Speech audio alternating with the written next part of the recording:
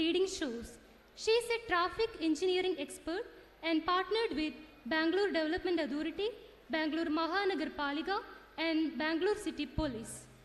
Ms. Bestin is National President of Ladies Circle India and also Regional Director, BNI Thrissur.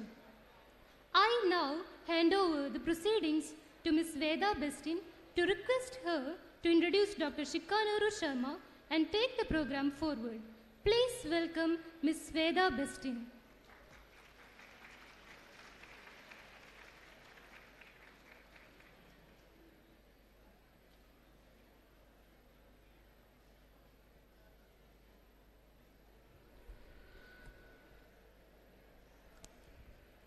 Good afternoon. Reply കേട്ടില്ല. Very good afternoon. Very good. So, അപ്പോൾ ഭക്ഷണം കഴിഞ്ഞിട്ട് എല്ലാവരും ഉറക്കത്തിലാണോ? അല്ല അല്ലേ? Very nice. The respected TMA dignitaries, AMA dignitaries, students panel, all the prominent citizens of Thrissur, and the young and vibrant boys and girls.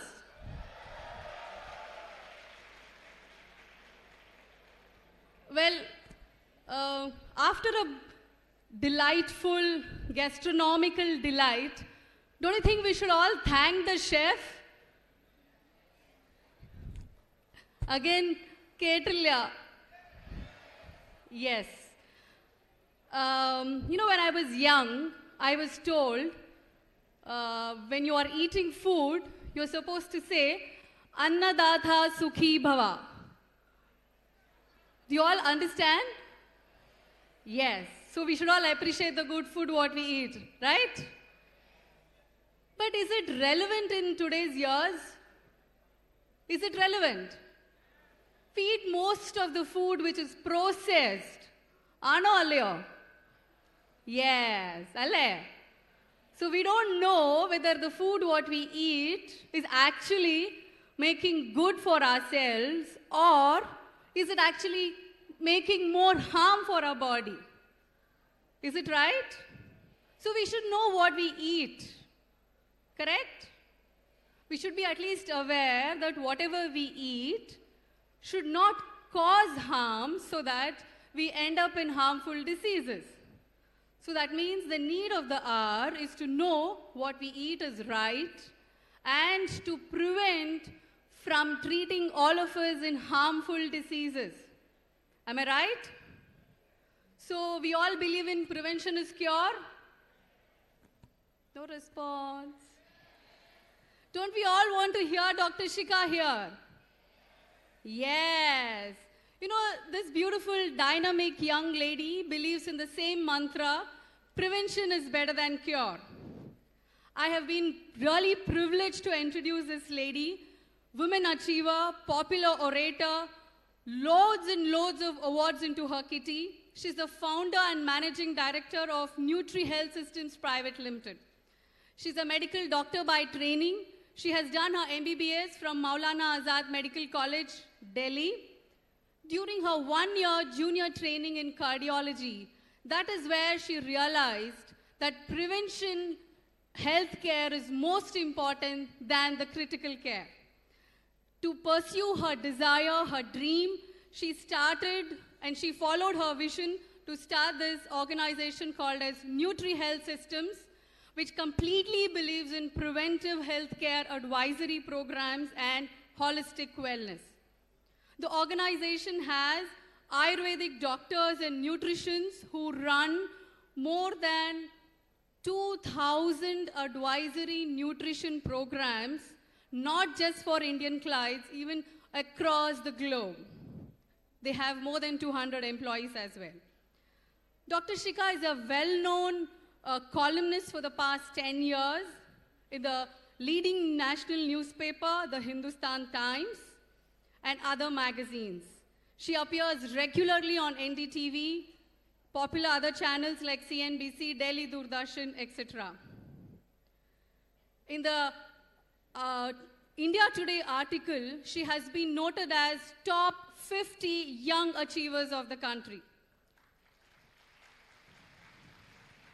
She has been honored with prestigious awards like Women Achiever Award, Great Indian Women Award, Hall of Fame Award, Women Achiever Award towards the service in preventive healthcare by the Honorable Union Health Minister of India, Mr. A.G. Azad. Ladies and gentlemen, this is my privilege to introduce Dr. Shikha to you all.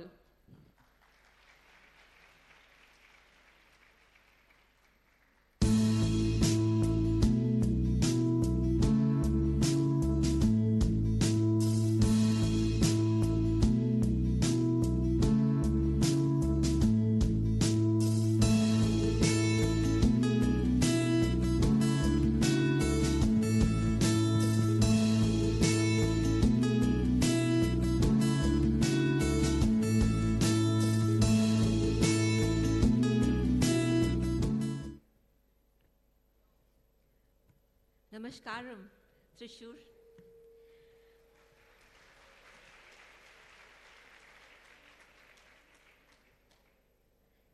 It's a real delight coming to Thrissur for several reasons.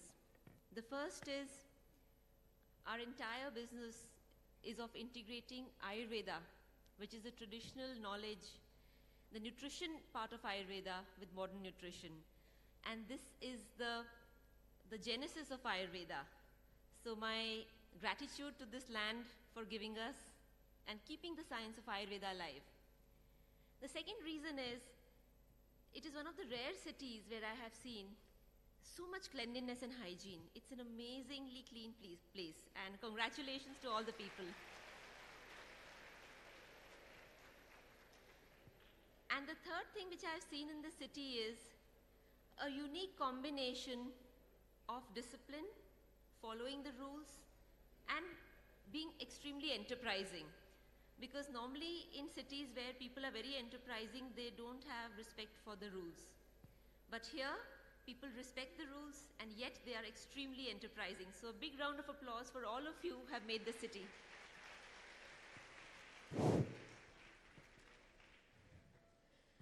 So today, I'll try to share my journey. And from the age when I was out of college, what was going on in my mind, what are the things which I thought of, and how did I face the challenges. So this entire journey and my thinking, the choices I made, I'll share with you. And you can take from this journey whatever you think works for you, and leave all those things which you think are not relevant or which may not work for you.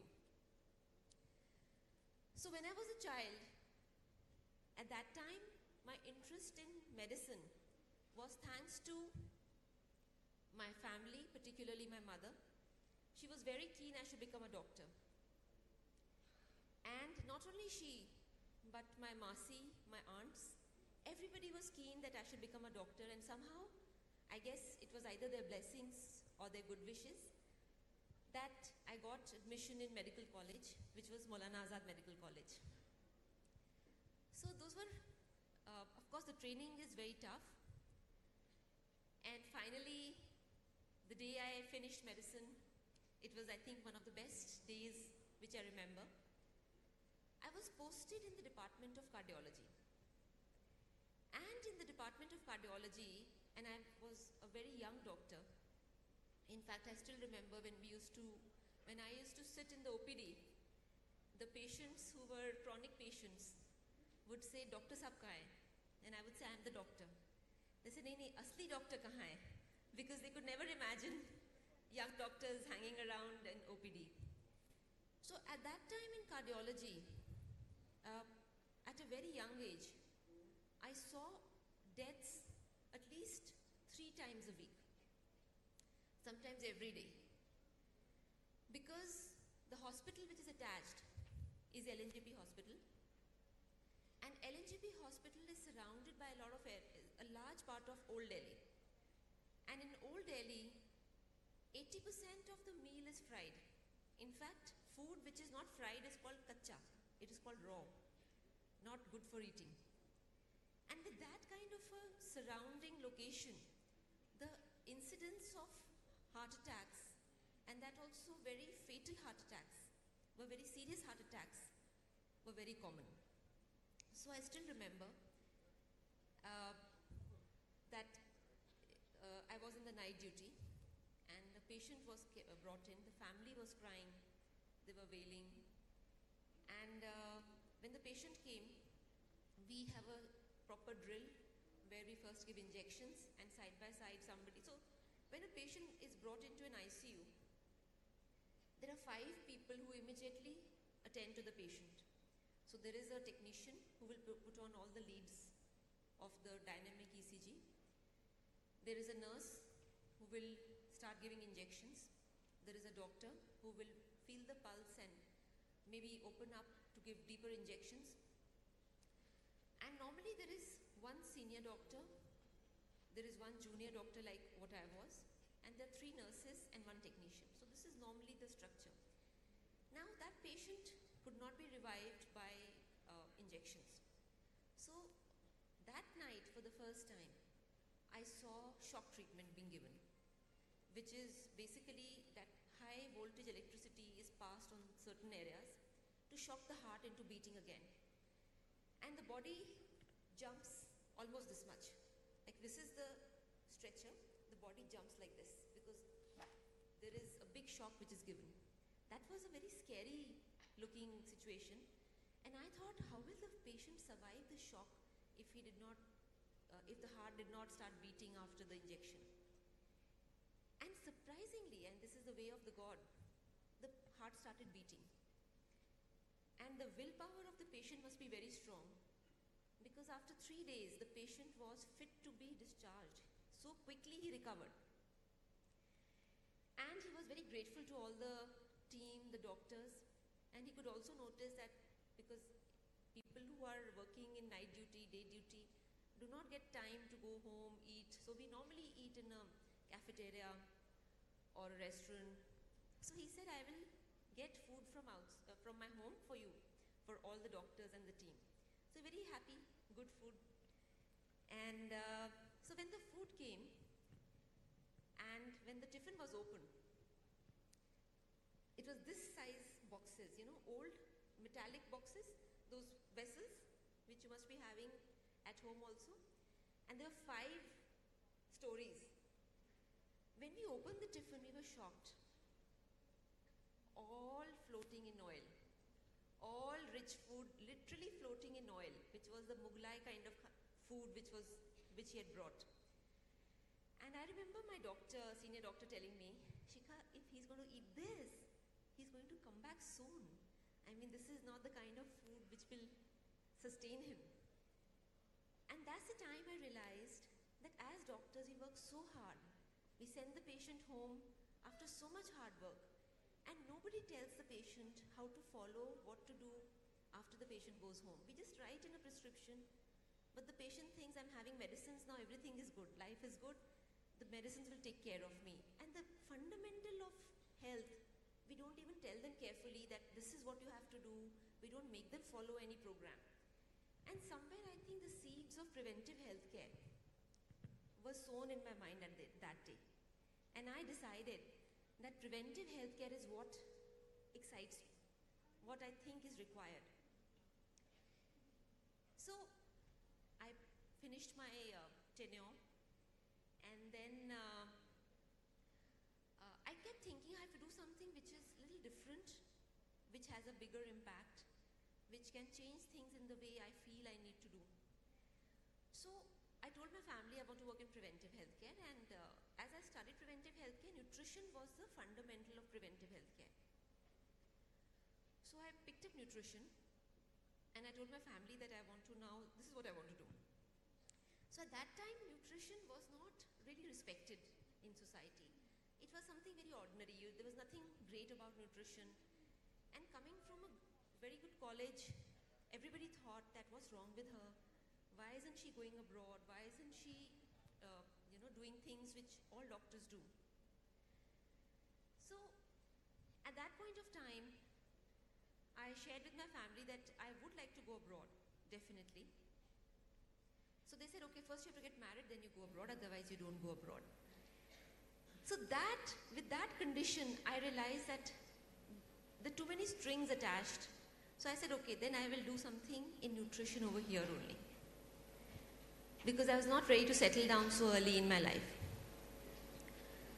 In nutrition, the first experience was that I got invited to set up a clinic in preventive healthcare. And I almost had to rebel at home because that clinic was a little, it was not exactly in Delhi. It was in Noida. And Noida was not very developed at that point of time. So I had to actually, in a way, rebel that I want to do this work. I like doing this work. And it was a little unpleasant for my family to see that a daughter who was always very obedient, a daughter who was always following the rules, suddenly she has a mind of her own. So a lot of my aunts thought maybe somebody's influencing her, because how can she suddenly change when she was always obedient? What's happened to her?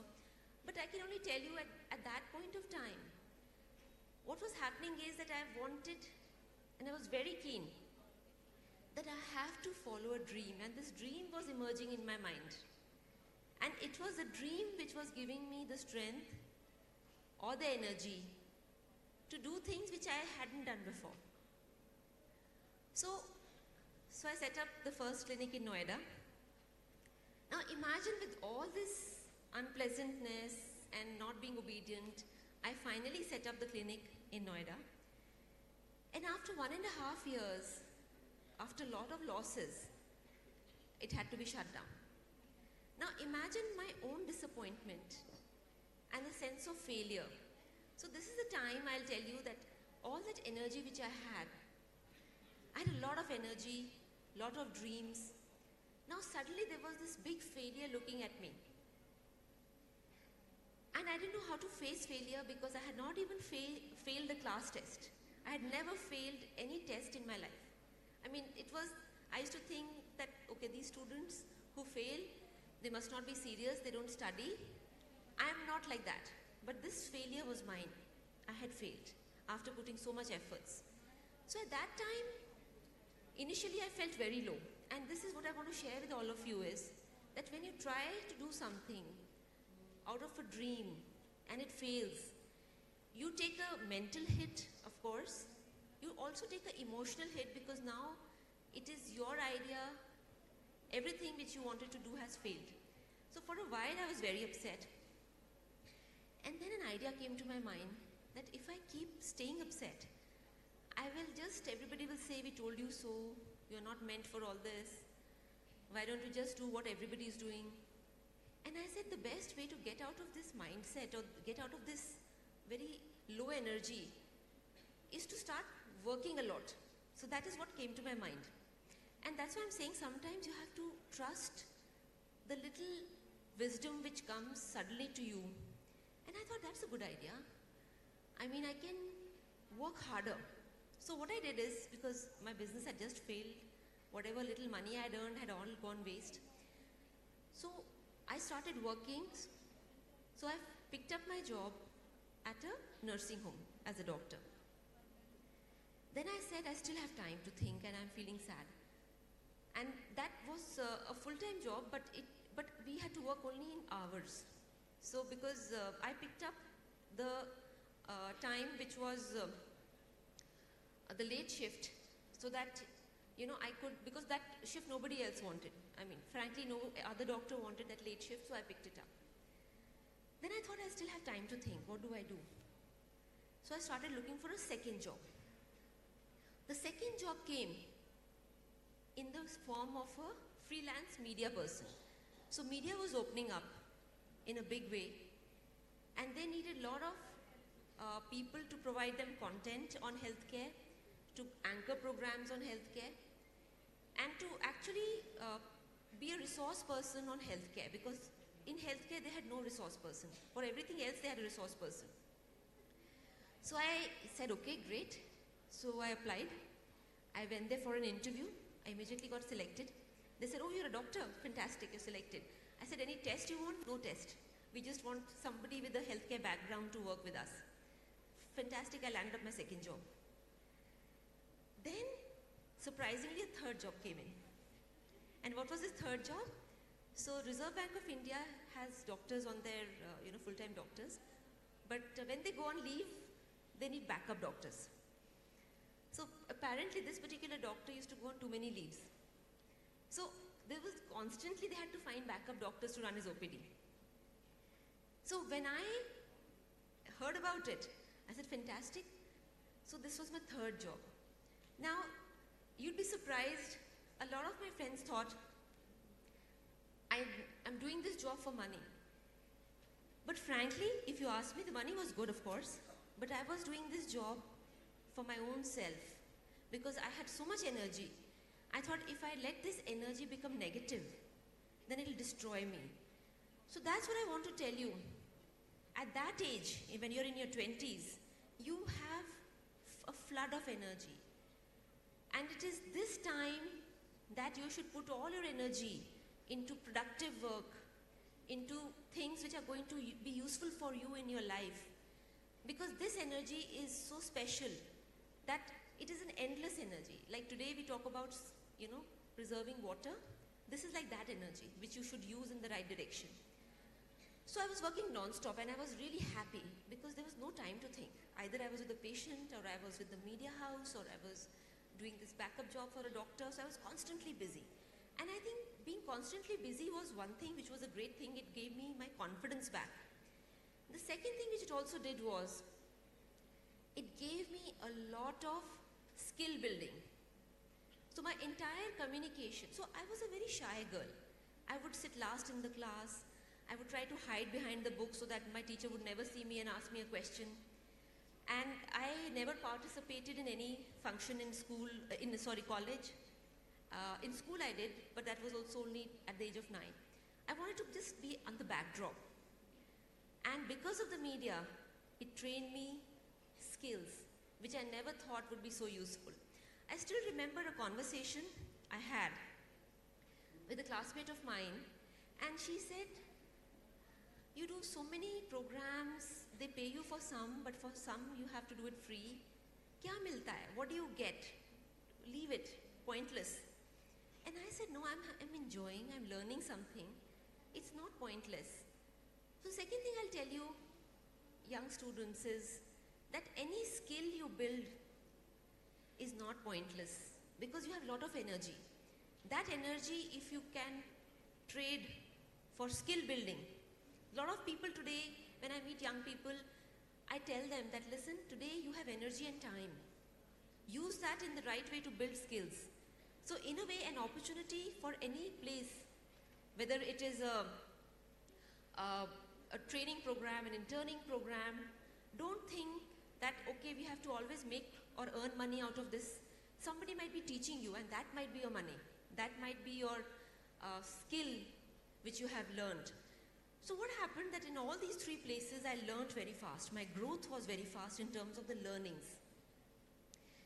Also, the second thing which happens is that when you do things which are slightly outside your normal routine, like medicine, your brain also becomes very,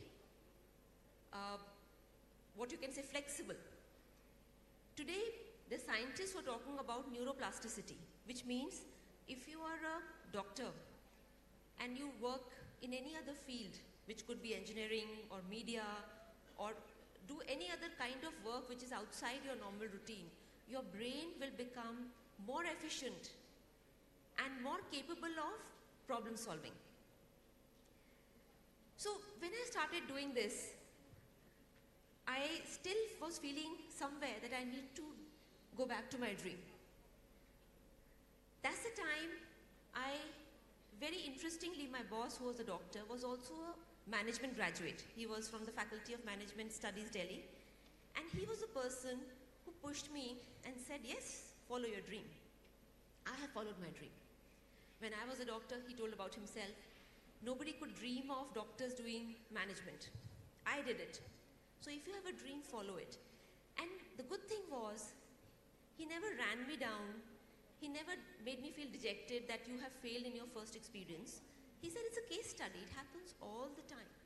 It's a case study. It's just an event. Don't feel bad. Work on it, try to see what went wrong or what didn't work out for you and go back to it. With that kind of a conversation, I realized it's okay, I didn't commit a crime. I just failed in my first attempt. So let me start again. So within that clinic, I asked my boss, can I set up a clinic again? I took one room on rent. Is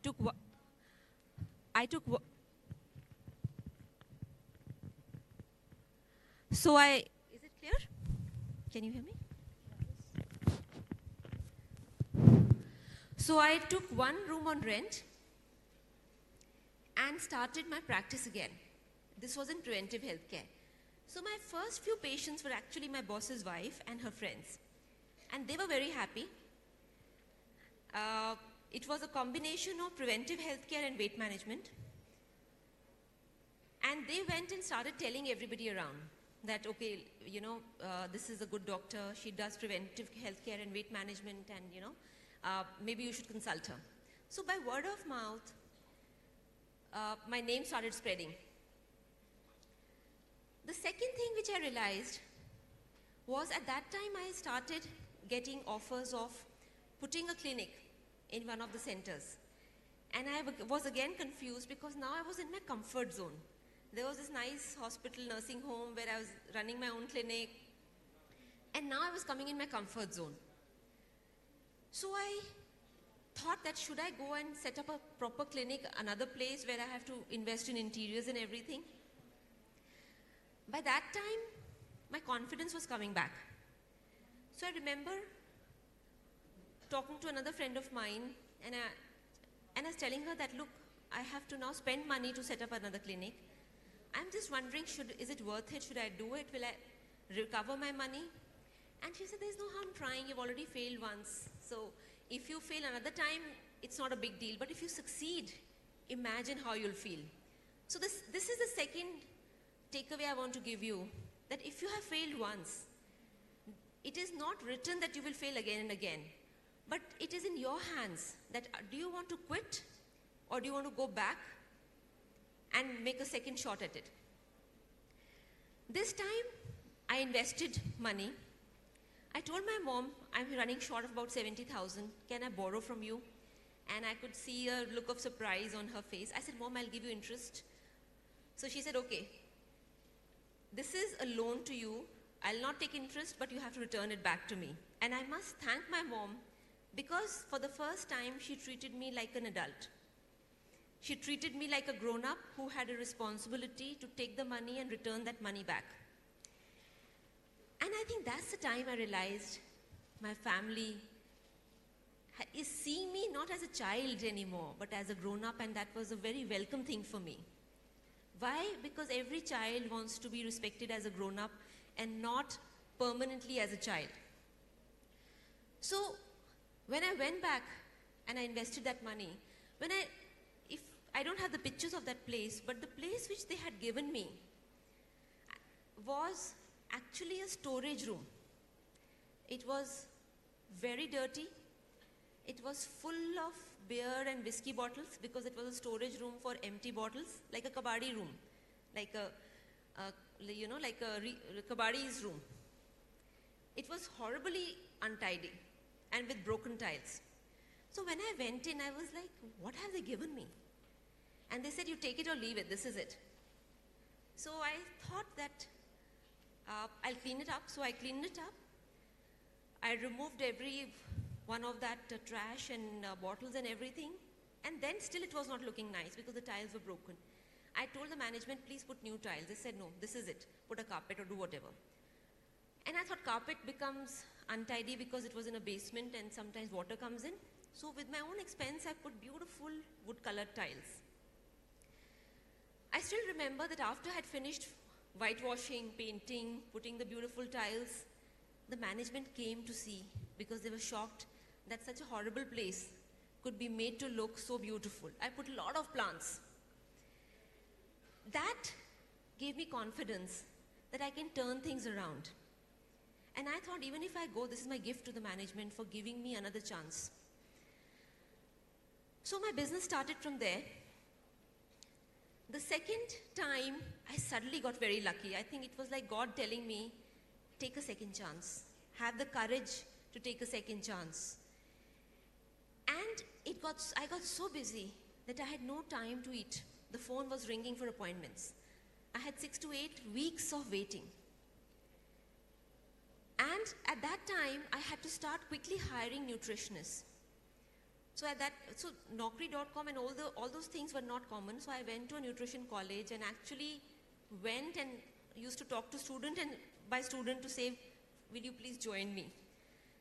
And obviously, they could not understand what is this for, what is this preventive healthcare, nobody came. Finally, one girl came and she said, ma'am, I'll join you, but first you have to make me lose weight. So she was a dietitian, but she had some health problems, so she joined me. She was my first employee. With that, we started rapidly growing, and then I hired my second, my third, my fourth, so multiple employees. And as we started growing, a unique thing happened. A very large company of North India, a weight management clinic, a weight management enterprise, started getting worried about us, started getting worried about the competition. And at that time, they did what a lot of businesses will do, even today. They thought the best way to break this business is to take away their employees. So one by one, they approached my dietitians and offered them jobs at 30% higher salary. I did not know this is happening. My first dietitian went, she came to me, she said, I'm getting married, ma'am, I have to go. Okay, no problem, you go. The second dietitian came, ma'am, my in-laws are saying you can't work. I said, but they allowed you to work initially. Why are they saying no? No, there is some problem in the family. I can't discuss. I'm going. She went. The third dietitian said, my parents are calling me back. She was from UP. So I can't work any longer. I have to attend to my parents. So normally people say my nani is expired, my dadi is expired, my mom is not well. And like this, finally the last dietitian, who actually was the same girl who was my first hire. She had some emotional attachment to me. So she said, ma'am, I'll want to go. It's a very good salary, but I'll tell you the truth. The truth is, I'm going to go to this big brand. And by the way, ma'am, all these girls have gone there. They have lied to you, but I will not lie to you. So that's the time I faced my second disappointment. I also realized that trust is not to be given freely to people. Trust is to be earned. And I also realized that I did not understand people as well as I thought I should understand. So that's the time. So once all these girls went, I had so many clients, but I had no dietitian to attend to them. And I was alone. And again I was thinking, what should I do? And I thought, then I told myself, what's the big deal? I have the business, I have the clients, I don't have dietitians, I'll get them. But I also realized I have to have a backup plan. So as a backup plan, when I hired this time, I made sure everybody was getting trained in a similar way. The second thing which I also realized is I needed to get Ayurvedic doctors. Now, interestingly, two things happened at that time, side by side. And what I want you to learn from this incident is that whenever failure hits you, always think in your mind that this is not a failure, but this is destiny telling me, think of another lateral way. Think of a solution. That's the time clients were telling me that, look, I have cough and cold. Can I have curd at night? And I would say, please go ahead. I was a medical doctor. Medical doctors are not taught nutrition. You'll be surprised. And I used to say, yeah, go ahead and have curd.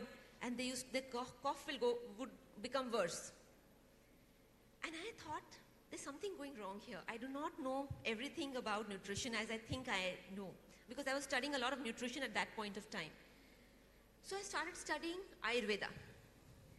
And then it hit me, oh my God, there are so many other things which are important part of health and nutrition which I don't know.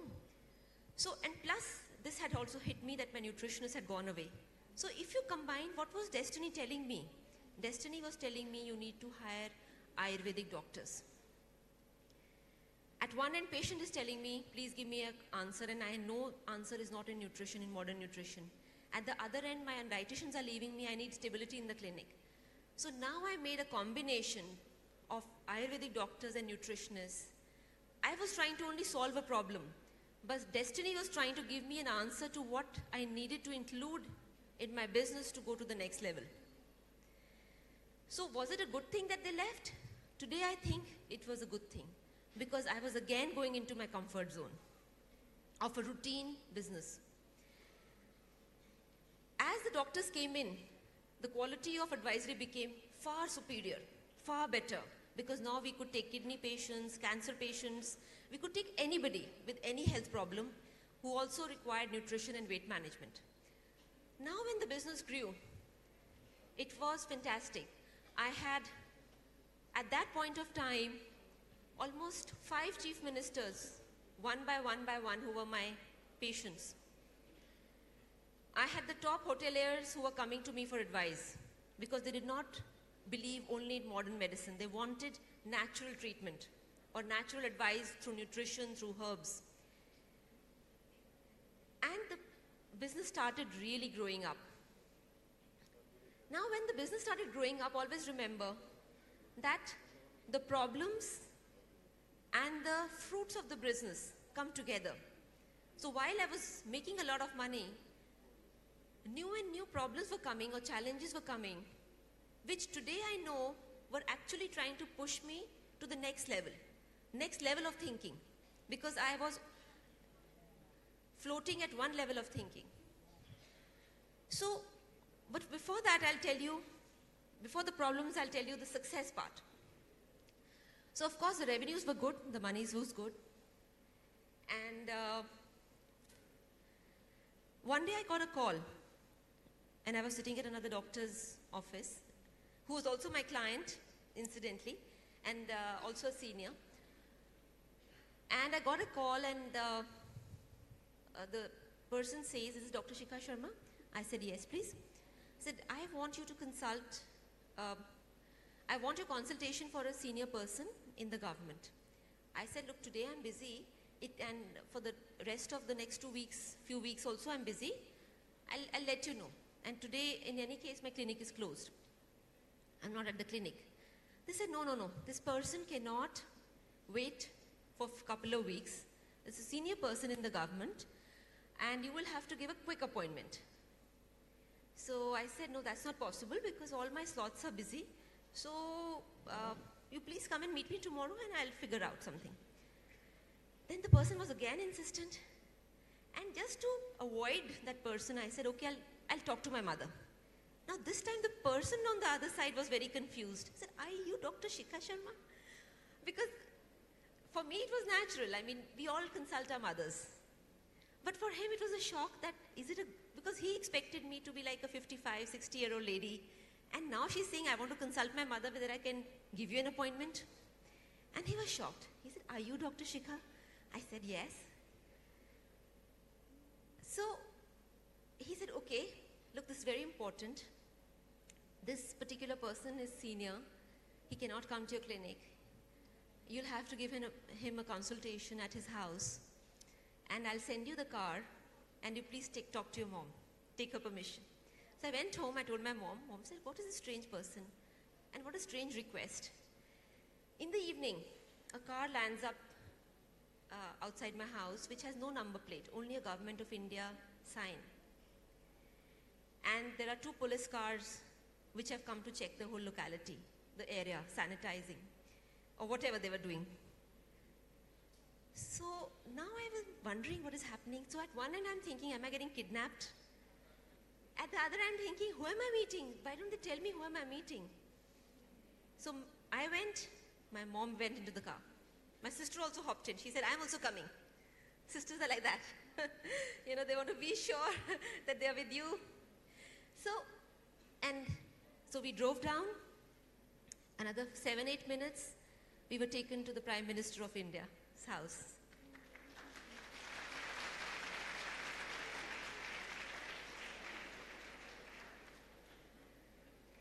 That was the day a lot of things changed for me. Externally, of course, but more than external things, a lot of things internally changed for me. A lot of things came as a flashback. I realized that the work which I was doing, nobody knew how important it was. But the patients knew how important it was. And that is why even the Prime Minister of the country wanted an advice on the kind of food he should eat because of his health issues. I also realized that in our country, nobody had thought that nutrition would be so important. And maybe it was put by a higher destiny or a higher power in my mind that you do nutrition. Sometimes what happens, we get very good ideas from a higher power, but we ignore it because our little brain throws it away. Our little brain doesn't respect that intuition which we are getting because we are so full of problems which are facing us in our current situation. We are so full of our own self thinking we know it all, and we don't see what that higher power is putting in our head, that do this will be good for you. At that time, I also realized that if nutrition is so important, I need to set up an organization. And I decided to set up an organization. How much time? Okay. So, of course, after that, I started working harder. A lot of challenges came. One of the biggest challenges was there was a lot of data theft of client data from my clinics by some of our employees who were maybe not as ethical as I wanted them to be. I also realized that when I had so many centers in Delhi, I could not control them and quality became an issue. And I jumped into technology. So what I'll tell you is that when I jumped into technology, my heart told me you can do it. My little brain told me, oh, you don't know technology, you're a doctor, how will you do it? But I set aside my little brain and followed my heart. And we set up a technology center. We got technology into our clinic. What do you see? At that time, a lot of people told me, oh, remote nutrition will not work. Healthcare doesn't work like that. But despite all odds, I persisted. And in 2015, I got funded by an international venture capital firm. And that was my second message I think God was giving me, that keep trying, keep working hard, believe in yourself, and funding or everything you need will keep coming back to you. And today, I firmly believe that if you have a dream, and if you have the courage, and if you think positively and solve problems all the times, which is very important, nobody can stop you. Each one of you can be the most successful person which you would have never imagined. And that's my message for today. Don't kill your dreams. Believe in your dreams and don't give up. Thank you so much.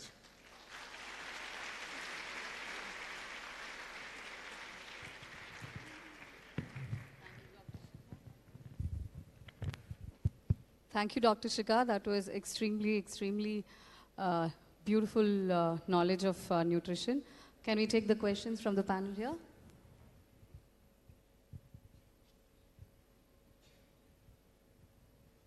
Warm greetings to the dignitaries and all present here. I'm Linsamar Paulos, representing Naipunya Business School, Pongam, pursuing my MBA. Ma'am, my question is that whether India will have a better health programs in future. Where will India stand in the future in terms of health?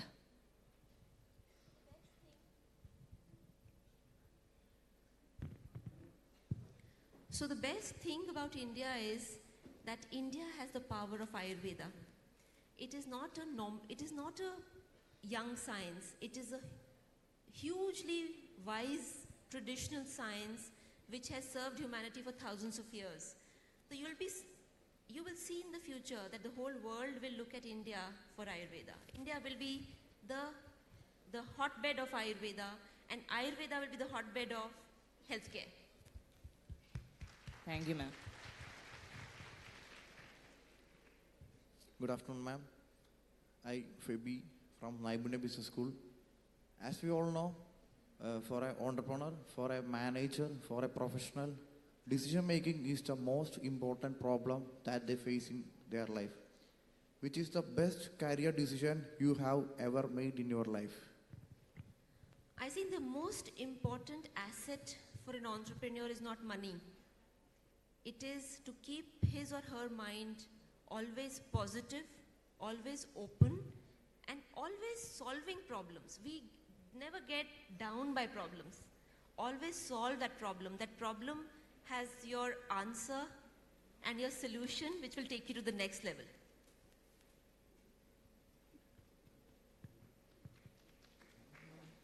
Good afternoon to all. Hi ma'am, I'm Nahida CS and I'm from Naipunya Business School, Pongam. And my question is, having nutritious food like herbal life, protein shakes and powders are now common among every people. So are they helpful for one's diet plan or are they having any side effects? So there are different kind of proteins in the market. Some are natural proteins, like from whey, which is a dairy protein, or from soya bean, or from egg. So some are natural proteins. The only problematic proteins are which have caffeine, which have medicines in it. So those are basically proteins which promise you quick muscle growth in very short span of time. Anybody who tells you quick muscle growth or quick money or quick anything is a fraud, always remember. So those are harmful. But the other proteins are fine. They're being used. They're used for pregnant women. They're used for children. So those are fine. Thank you, ma'am. Hi, ma'am. On behalf of Thrissurian, I thank you for recognizing this city. Ma'am, my question is, there has been tremendous growth in our healthcare awareness level in India, but yet 33% of world's malnourished children are from India. So there's a big paradox which haunts me. So being one of the authoritative figure in India, I want to know your opinion in this matter. So you'll be surprised about my opinion. What I feel is malnourishment or any other problem in India cannot ever be solved if the government starts any scheme for giving powders or packets or food for malnourished children. It will never work. It will only work. So I'll tell you, if you throw a seed in the ground, it will become a plant. This is the gift of God. The problem with malnourishment is we are trying that someone at the top will solve the problem. This problem will be solved at a local level by local wisdom, local technology, and local cultural things. The reason we are not able to solve that problem is because we are looking towards the government. Everything we have within ourselves, the local bodies can solve the problem. I'll give you a small example. When people commit suicide, it is because they have given up on hope, on life, and that is why you see suicides. Otherwise, our people are very talented. If they are given the right kind of respect, the right kind of environment that you will come with the solution, they will come with the solution. And that's where I think we are going wrong. Can we have the questions from this side? Good afternoon, ma'am. I'm Mohammed Jasim K, student of Dr. John Mathai Center, School of Management Studies. So my question is, we have a lot of examples in front of us where Indian women achieved a lot, whether it is in business, education, health, or whatever may be. But still in India, if a woman achieves something, people see it as a strange thing. And do you think that this mindset of people, that would be the reason of gender inequality? That's actually, that is one reason. There are many reasons. I think one of the major reasons is that women have not discovered their own true potential. See, I can only tell all the girl students here that if you want to succeed in life, don't wait for help. Don't wait for someone to do something for you. You are, within yourself, you're talented, you're intelligent, you can be a problem solver. You can actually create the business or the kind of job you want in your life. You have to believe in yourself. So I think the problem is we women do not believe in ourselves, because the moment we start believing in ourselves, everything external will change.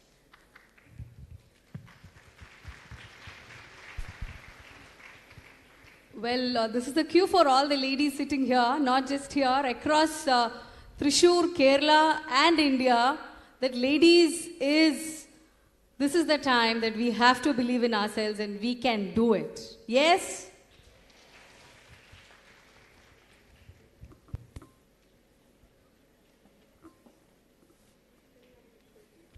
Good afternoon, ma'am. My name is Reshma Devdas, and I am an article assistant at V. Venugopalan and Associates, which is a chartered accountancy firm.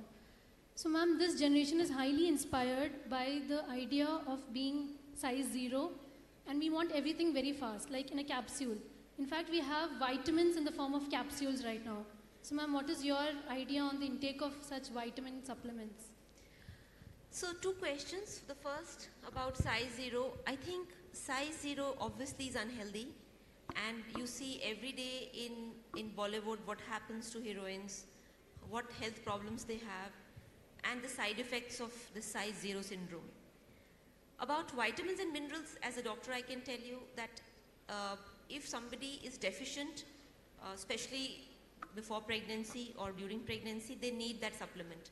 But consuming supplement just like that, without any reason, without even eating healthy food, that's not right, because a supplement cannot substitute healthy eating. It can only add to it, but it can't substitute.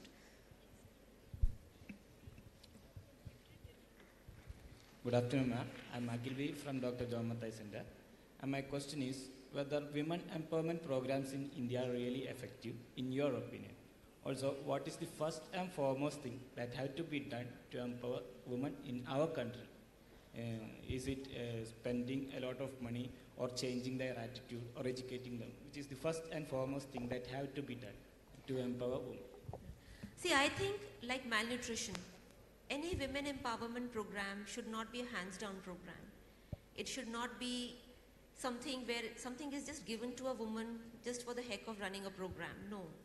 I think the most important thing is that the woman first has to be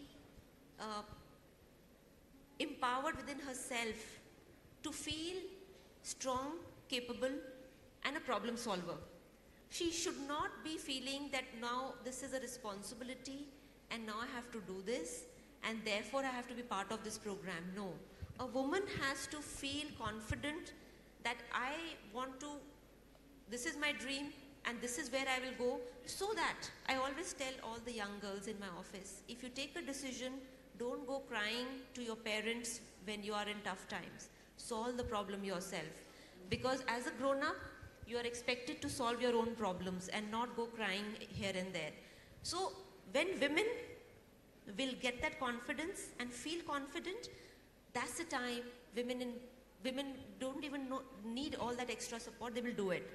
But yes, the women empowerment programs running in the country also I support, because I feel at least it talks about, it creates a forum for dialogue, for conversation, for getting women to understand that look, you are expected to step up in this country. In our country, unless the women start participating, this country can never ever become a developed country. Because in any country's history, whether it's Germany or whether it is any other country which is developed, women had participated in various ways. So it's important for the women to participate. It is, I think, their responsibility. Friends, with respect to women empowerment, it's not that, usually the underprivileged ladies need empowerment. Most of the cases it happens from very learned, cultured families. ladies study MBAs and PhDs and things like that, but still they'll be sitting in the house taking care of the children. It has to start from the basic at the house, that women are not only there to take care of the family, but also they can be independent and do a lot of things which is very, very important for the society as well as the country at the large. Can we have the next question, please? Good afternoon, ma'am. I'm Renu Emmanuel coming from Kerala Agriculture University. Ma'am, you said that a second chance is the best gift that you can give yourself. So my question is that whether an average Indian woman can afford to take a second chance after a drastic failure. See, I would say one thing. Life will always give you punches. Please, you can ask your parents, was their life smooth? No parent, if you ask, no human being has had a smooth life. I can write it. So when you become strong, you become an asset for the family. Your father will feel proud, my daughter can take care of herself. He will not worry about you. Your husband will feel proud, my wife is a role model, wife and mother. She's not dependent on me. He will not say, mere baad tumhara kya hoga. He will not take you as someone who has to be protected like the child. So you will become an asset for your family. They will proudly look at you. And I can tell you, my mom was working and I was so proud of her. Because in my time, there were a lot of moms who were not working. And when they used to come for the PTA meeting, they used to sit in the corner and be shy and only the fathers would speak. And my mom was participating because she was a qualified woman. So children feel proud of mothers who are qualified, who are professional, and who are not helpless. So what I'm trying to tell you, being helpless is not a sign of being a woman. So what I'm trying to tell you is, being an entrepreneur or studying is just one of the ways to empower yourself, to have, so that you respect your own self. You don't feel that I'm nothing. So to get respect first, you have to respect your own self. That's a beautiful thing what she has said. To get respect, first you have to start with respecting yourself and love yourself. Can we have any questions from the audiences, please? Any questions?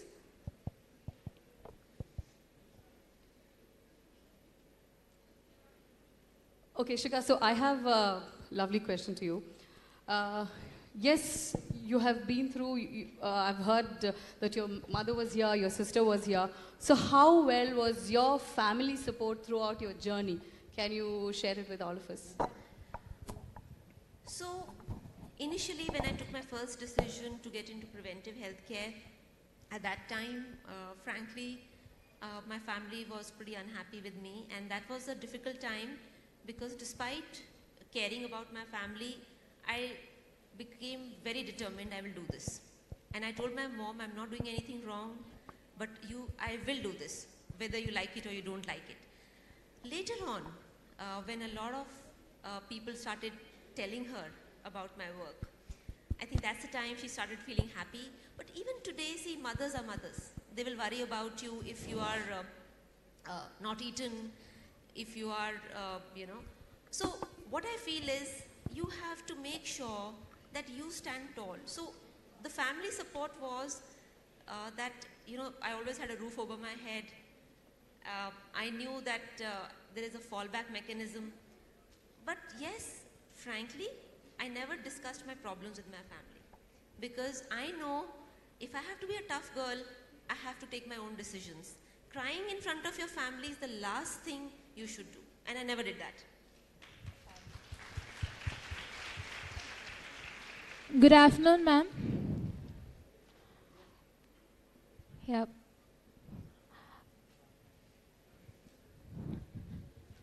See you actually. Good afternoon, ma'am. Myself, Sri Lakshmi, and I'm a chartered accountancy student, and I'm Article 2B Venugopalan and Associates. First of all, it's a very great pleasure to hear from you. You're such a great lady to render a so great speech. And I would like to know about Indian women are still asked to get settled at a really early age and make their family, whether they work or not. Being a shy girl back then, how did you manage to gain the courage and to rebel against the society to go fetch your dreams? What are the challenges you faced back then to achieve all your dreams? And what message you can tell us, the struggling young women who still face some challenges at home? So, two things. The first thing is how I went from being shy to being confident.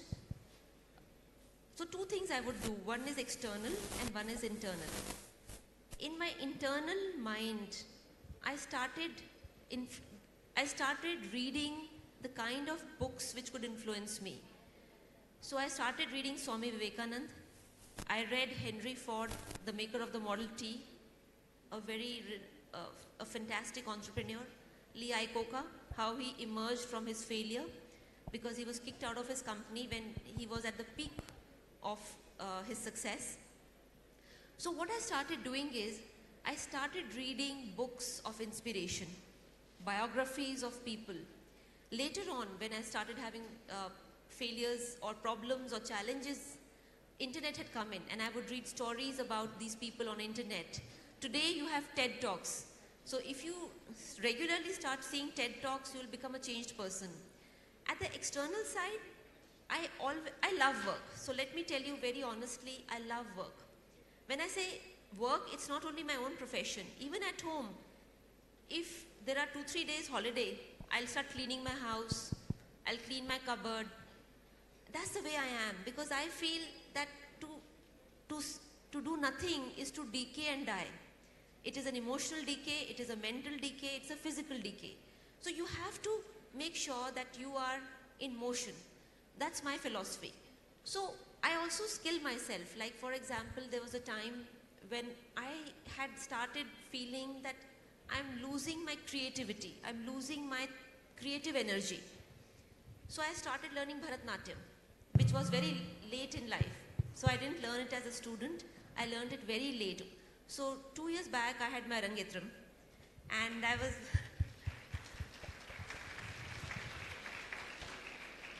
So I was shy. I called up my teacher the first time and I asked her that, do you take classes, personal classes? She said yes, but you have to come to my house. I said fine. And she said, how old is the child?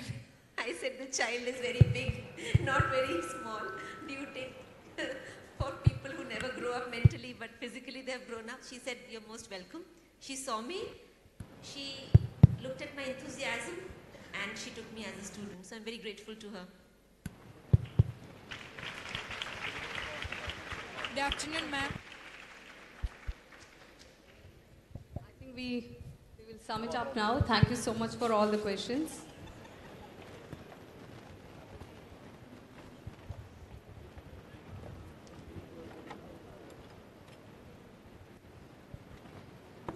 First of all, thank you so much, Shikha, for taking all the pain, coming all the way from Delhi to our beautiful cultural capital of God's own country, Thrissur.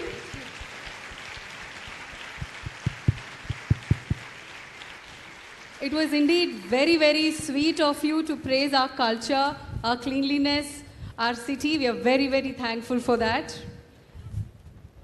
Boys and girls, just to sum up what she has beautifully explained today, preventive healthcare awareness actually starts with the fundamentals, that is nothing but the nutrition. She totally followed her dream. She made it a reality. Failures are stepping stones of success, so don't be afraid of success. You know, at your age, at the age of around 20, you're highly, highly energetic.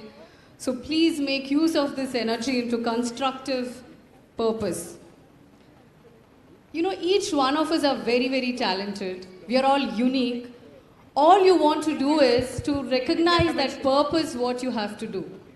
You know, I always say that people are very lucky whose passion is their profession. You could see a very passionate professional speaking here in front of us, isn't it? Yes? Yes. You know, they say the 21st century illiterates are not those who cannot learn and read, but those who cannot unlearn and relearn. So learning is the key. It's never too late to anything at any age. The living example is right here. She told you about the Arangetram, Bharatnatyam. So if you follow your heart, it knows to take you where you have to go. Be brave, be courageous to follow your goal. And never quit. Don't think about the problems. Think about why you actually started it in the beginning. Well, coming to the family, yes, we all need family support. As she said, family always thinks that the kids are always kids even after you have crossed the age of 40 also. But still, they always love you for what you do. They always will respect you for what you do. And respect is definitely earned, right? You know, when you take a bold step and believe in yourself, the whole world conspires to come and make you achieve your goal. That is what happened with Dr. Shikha. Never assume that you are aware of everything, right? Do we know everything in life? No. We don't know everything. Take cue from the problems, learn from the problems, it will give you what you have to do. Well, Dr. Shikha, you have really showed us that women empowerment is definitely possible at any age. For every woman, if Dr. Shikha can do it, each one of us ladies can definitely do it. Friends, empowerment starts with each one of us. It's not that, we have to go out in the streets and make an awareness about empowerment. Like how Dr. Shikha said, first and the foremost thing is you have to believe in yourself. You have to love yourself. You have to feel that you are the star and I love myself. The moment you feel that, there's nothing in this world which can actually stop you in becoming a star. So we have a beautiful, shining star with us. Thank you so much for giving us all the insight. It was a very, very beautiful learning experience. I hope all the young boys and girls have taken a lot of learning from today. Please thank the AIMA and the TMA for giving you this wonderful platform. I wish when I was young I had such a kind of a platform to take a lot of learning. Thank you so much. Thank you.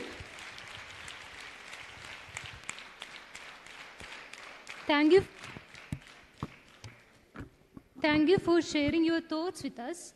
Now, may I request Ms. Veda Bestin to present mementos to Dr. Shikha Nehru Sharma, one from All India Management Association and one from Thrissur Management Association.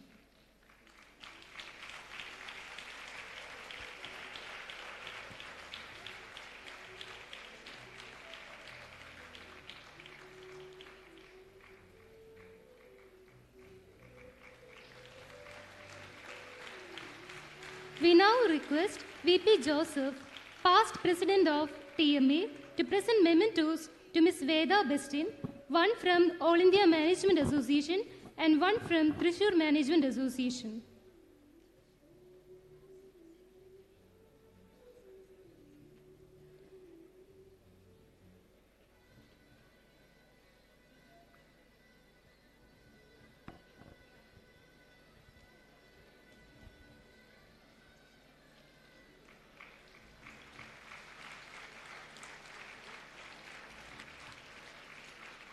Request all to please continue to be seated as we begin the last session of the day. Thank you.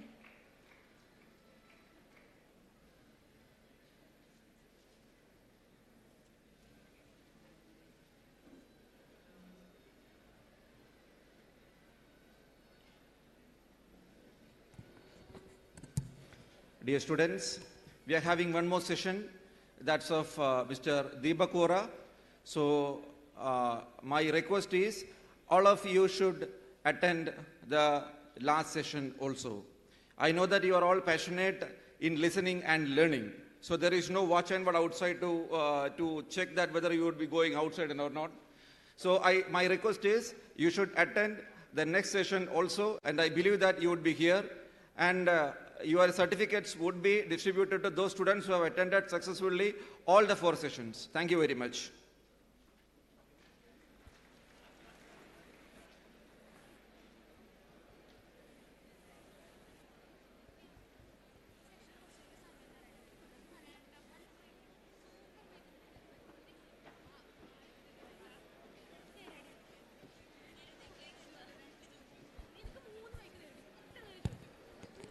Good evening all. We begin our last session of the day with Ambassador Dr. Deepak Bohra, Special Advisor, Prime Ministers of Lesotho and Guinea-Bissau. Special Advisor, Ladakh Autonomous Hill Development Council, Kargil and Leh as the speaker. And Engineer Anand Menon, General Manager, KSC Limited, and past President, Thrissur Management Association as the session moderator. Before we request our dignitaries to be seated on the dais, I would request the student panelists to please be seated on their respective seats on the stage. Now, it's my proud privilege to invite on stage Ambassador Dr. Deepak Bohra and Engineer Anand Menon. Before I hand over the proceedings to Engineer Anand Menon, few words about him. Engineer Anand Menon is a General Manager, KSC Limited, and past President, TMA. He is a mechanical engineer having 40 years experience in vegetable oil and compound livestock feed industry. Joined KSC Limited in 1978, a company with a turnover of rupees 2.3 crores. Today, the company is the largest cattle field manufacturing company and the largest solvent extraction company, processing copra oil cake in India, with about rupees 1,000 crores of turnover. Engineer Menon has held various prestigious positions, to name a few: Chairman of Livestock Feed Manufacturers Association of India, President, Cochin Chamber of Commerce and Industry, Member of the National Council of All India Management Association, and District Governor of Lions Club International District 318D. Engineer Menon has received several awards and recognitions and has widely traveled. With these few words, I now hand over proceedings to Engineer Anand Menon and request him to introduce Ambassador Dr. Deepak Bohra and take the program forward.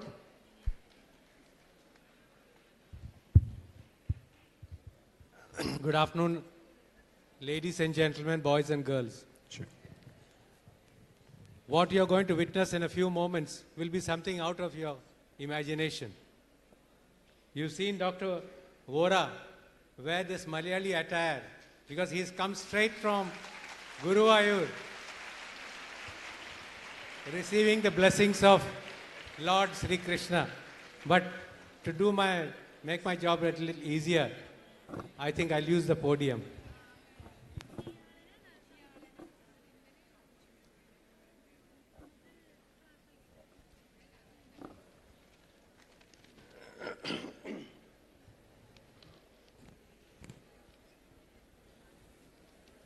Dr. Deepak Bohra, President of TMA Cristo, members of TMA, illustrious speakers, my dear young boys and girls, friends. Wisdom is knowing what to do next. Skill is knowing how to do it. And virtue is doing it. Most of us know what we need to do in order to live happier and healthier lives. The problem is we just don't do what we know. Friends, knowledge is not power. It transforms itself into actual power the moment we decisively act on it. We know that Tenzing Norgay was the first man who climbed Mount Everest. Of course, the youngsters at the back may or may not, I don't know. But we all know that Neil Armstrong is the first man who landed on the moon. My dear friends, today we have an extraordinary man of wisdom and virtue who has been outstanding in academics and has had a career of extraordinary brilliance. The one and only Dr. Deepak Bohra, a man who has been first in every aspect of his life. His academic record is outstanding. First in school, first in college, first among men in the Indian Foreign Service, first in the training program at Lal Bahadur Shastri National Academy of Administration, and first at the Indian Institute of Foreign Trade. From the Indian Foreign Service class 1973, Deepak Vora was the senior most ambassador. He has studied at the most prestigious universities in India and overseas, including St.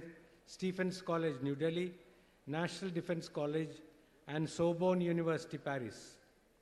Incidentally, he taught at St. Stephen's College, Delhi during 1972-73 when he joined the IAS during that time.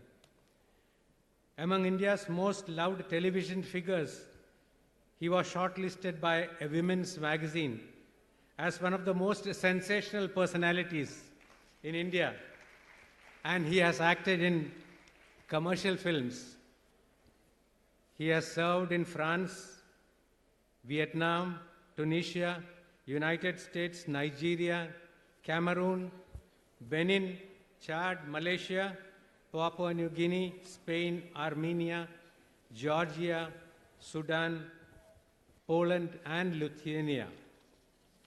Ambassador Vora spent 4 years with Sulabh International, the world's largest NGO dealing with sanitation, and is the author of best-selling books. He is the only Indian official with an experience in academics, governmental, and NGO sectors.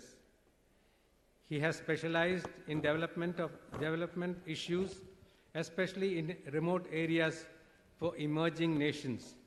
In October 2005, Armenia awarded him the gold medal and named a school after him. Sudan gave him the highest civilian award in 2006, and he was made a prince of an African tribe.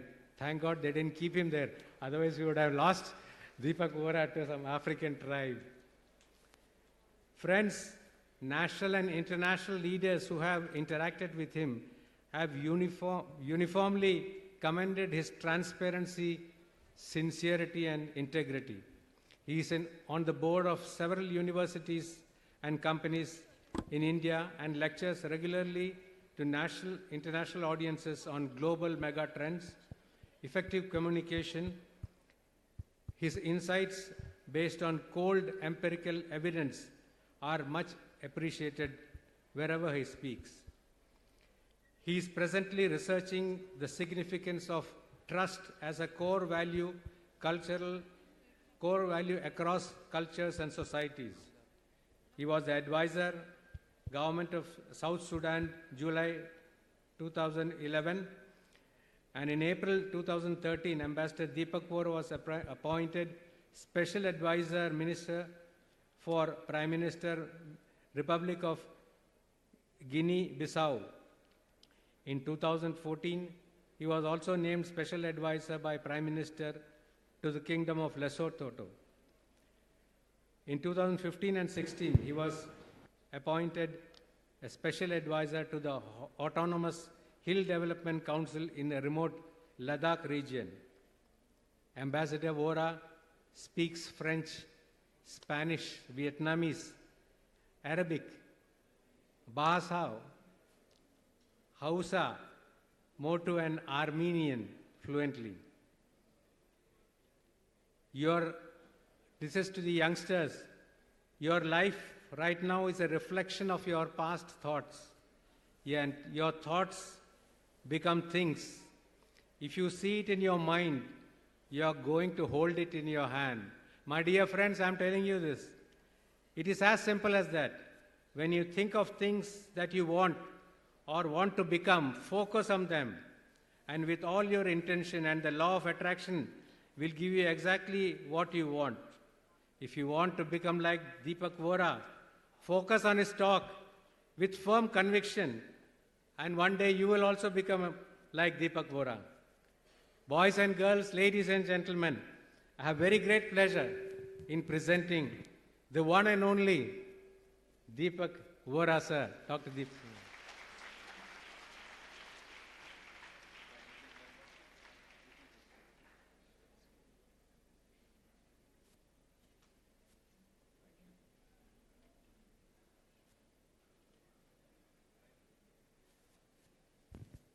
Thank you very much, Professor Engineer Anand Menon.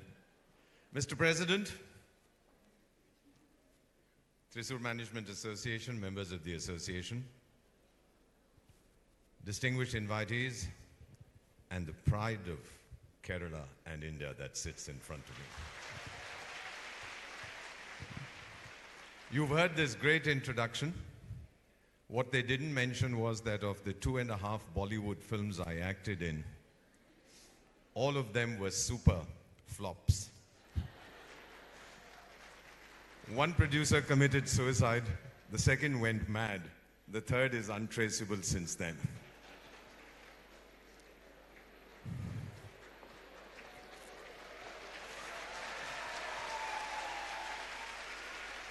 Today we are going to share with you, if you permit, if we can have the slideshow on the screen so that people can see it, share with you just a few thoughts.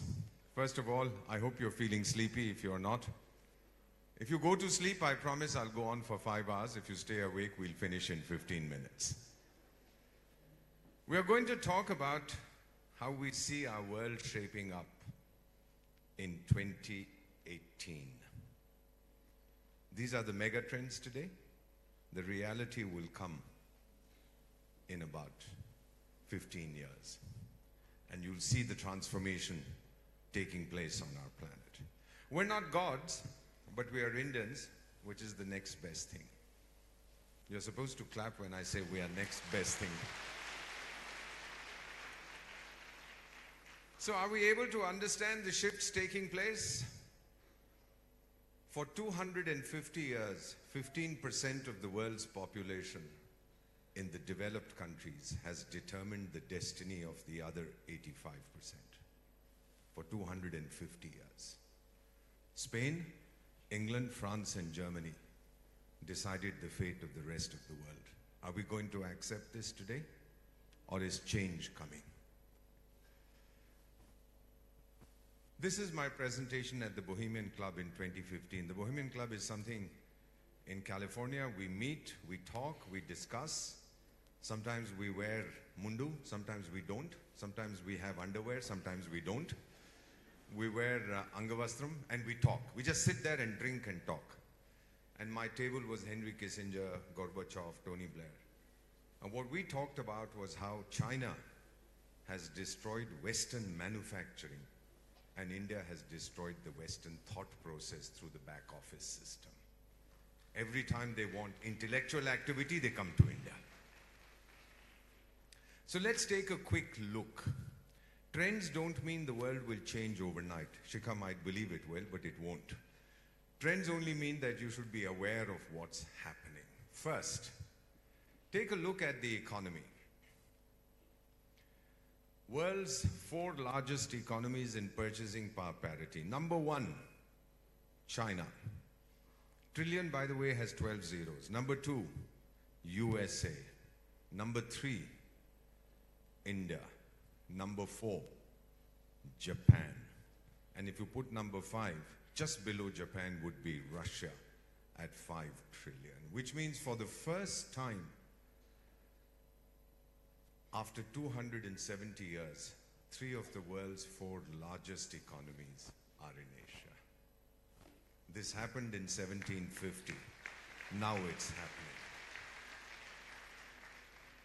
By the way, India's total private wealth is $8.2 trillion.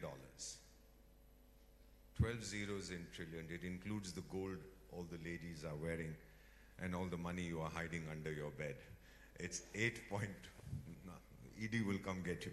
$8.2 trillion is the total private wealth held in India. The GDP of India today officially, nominal, is about $2.6 trillion. But the private wealth is 8.2. Think about it. Think of this country no longer poor. Spanish Prime Minister, 2002, I'm listening to him in the Spanish Parliament. I speak Spanish fluently. And he's talking about the destiny of Spain. We shall be a donor country forever. 10 years later, I'm at an IMF meeting in Washington where the new Spanish Prime Minister very quietly comes to each table and says, "Sir, I have no money, please give me some money." And when he gets his money, including from India, he doesn't say Spain has been saved. He says Europe has been saved. The euro has been saved. The world has been saved. Their money is finished, but their arrogance has not gone. That will also go very slowly. Keep watching. Watch this space, as they say. By the way, if you want to go to Ireland, Portugal, Latvia, and Spain, all European Union countries, all you do is invest 150,000 or 220,000 euros, and you get permanent residency in the 28 minus 1 eurozone. Britain is leaving. So you can get permanent residency, and the next plane leaves at 6 o'clock in the evening, in case you are interested. Barack Obama, please listen to this, all you kids, read what he says. Billions of people from Beijing to Bangalore to Moscow, all studying, all working, competing with you. He's telling American students directly, and working to outcompete you. So he comes to India twice to see what you kids are up to.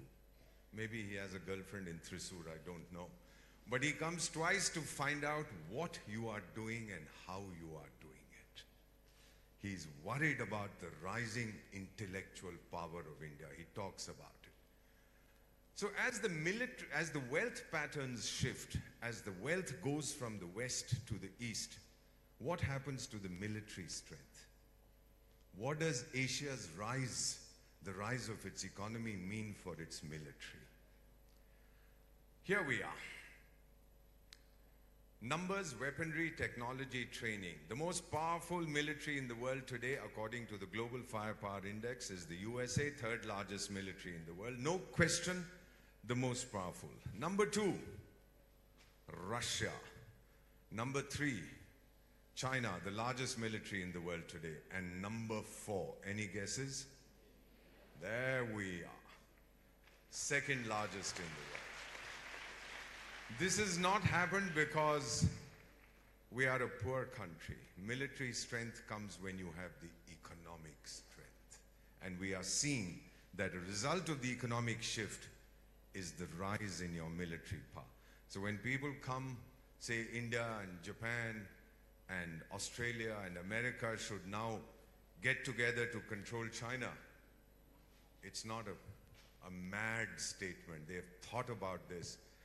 When people talk about China, and I'm being very open with you, when people talk about China leaving Asia, all countries come to us and say, they're going, do you mind taking over? We don't want the Chinese to take over. I said, well, we're Indians. If you want us to take over, let me ask Mummy first, and then I'll tell you. So what about political influence? When military power, economic power changes, what happens to political influence? Have you heard of Julian Assange? This joker hiding in the Ecuador embassy in London for what, almost 10 years now? Edward Snowden sitting in Moscow, the guy who gave away all those secrets. The Americans keep telling, Ecuador is a tiny little country, you don't even know where it is, it's in Latin America. They asked the Ecuadorian government, give Mr. Assange to us. And the Ecuadorian government says, go to Thrissur first, Guruvayur, then we'll talk about it. The same, the Russians tell them about this fellow hiding in Moscow, Edward Snowden. They say, go to Tirupati, come back, and then we'll discuss whether to. 10 years ago, both these countries would have meekly complied with American demands. So political influence as a result of the shift in economic strength and military strength is also changing. USA, of course, will be the largest military spender, but China, Japan, India, increasing their naval capability. Here is the last thing. As the world's military, economic, political equations change, what about cultural power? Bhangra music, insanely popular. Indian films, except the 3 which I acted in, beautiful, doing so well. International Day of Yoga, you've heard about it? 177 countries in the UN co-sponsored this resolution, the largest in the history of the United Nations. 100, and there was no vote because 177 out of 193 said declare an international day of yoga. There was no need for a vote. Only a few stupid countries, you know which ones, opposed this or did not vote, but 177 co-sponsored. And so when I go off to Guinea-Bissau, my boss, the Prime Minister, says, let's go have lunch, puts me in a boat, in a little boat. It's a very poor country. Our per capita, India's per capita in nominal terms is about $3,000. There it's $250 a year. We are 12 times richer than them. So put me in a boat and this guy going, ay-yaho, ay-yaho. Like a banana boat, we go off, go to this little island. The fellow says, what do you want to eat? I said, what do you give me? Tiny little island, 500 people. And I asked him, what do you have? He says, fried beef, grilled beef, roast beef, boiled beef. I said, I'm a vegetarian, brother, so I don't like beef. What will you give me? He said, I'll give you rice and I'll give you potatoes. Said, thank you very much, lovely. Then he says, would you like music? I said, Guinea-Bissau, wall of music? I love it. Tribal music from West Africa. What do I hear when he puts it on? Oh, gaddi te na chade, di gaddi re te na chade. I hear Bhangra music in Guinea-Bissau, in this tiny island. I asked this fellow, do you understand this? He said, no, sir, but I love the rhythm. Can you tell me where this music is from? I said, yes, someday I'll tell you it's from China.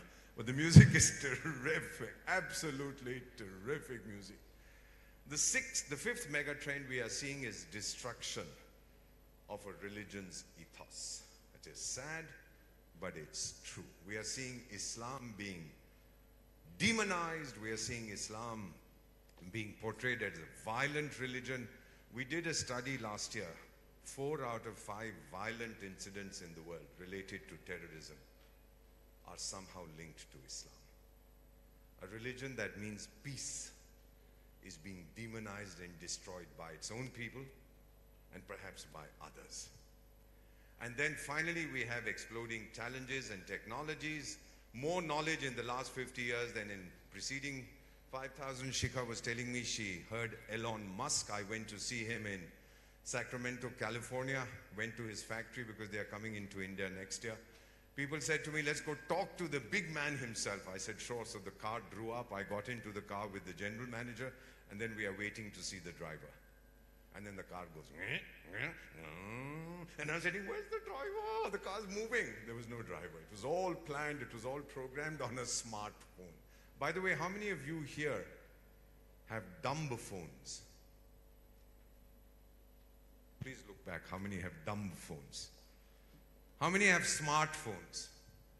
Thank you very much, everybody. As I'm the only one who has a dumb phone, a feature phone. Thank you very much. Now this is it, 650 million smartphones. Imagine you'll be able to control your car with that. So while these are the 6 global mega trends, what about India? Ladies and gentlemen, here, take a look, 1948. A general says India will not survive. 1966, 2 American biologists say India, Egypt, and Haiti will never be able to feed themselves. And in 1970, an American journalist says, because of the linguistic states, India will break up. These are 3 predictions made in 48, 66, and 1970 by eminent people. How do we do it? How do we prove to these guys we're not going to break up? A frequent visitor, Prime Minister of one of the countries I cover, comes and says, how do you guys do it?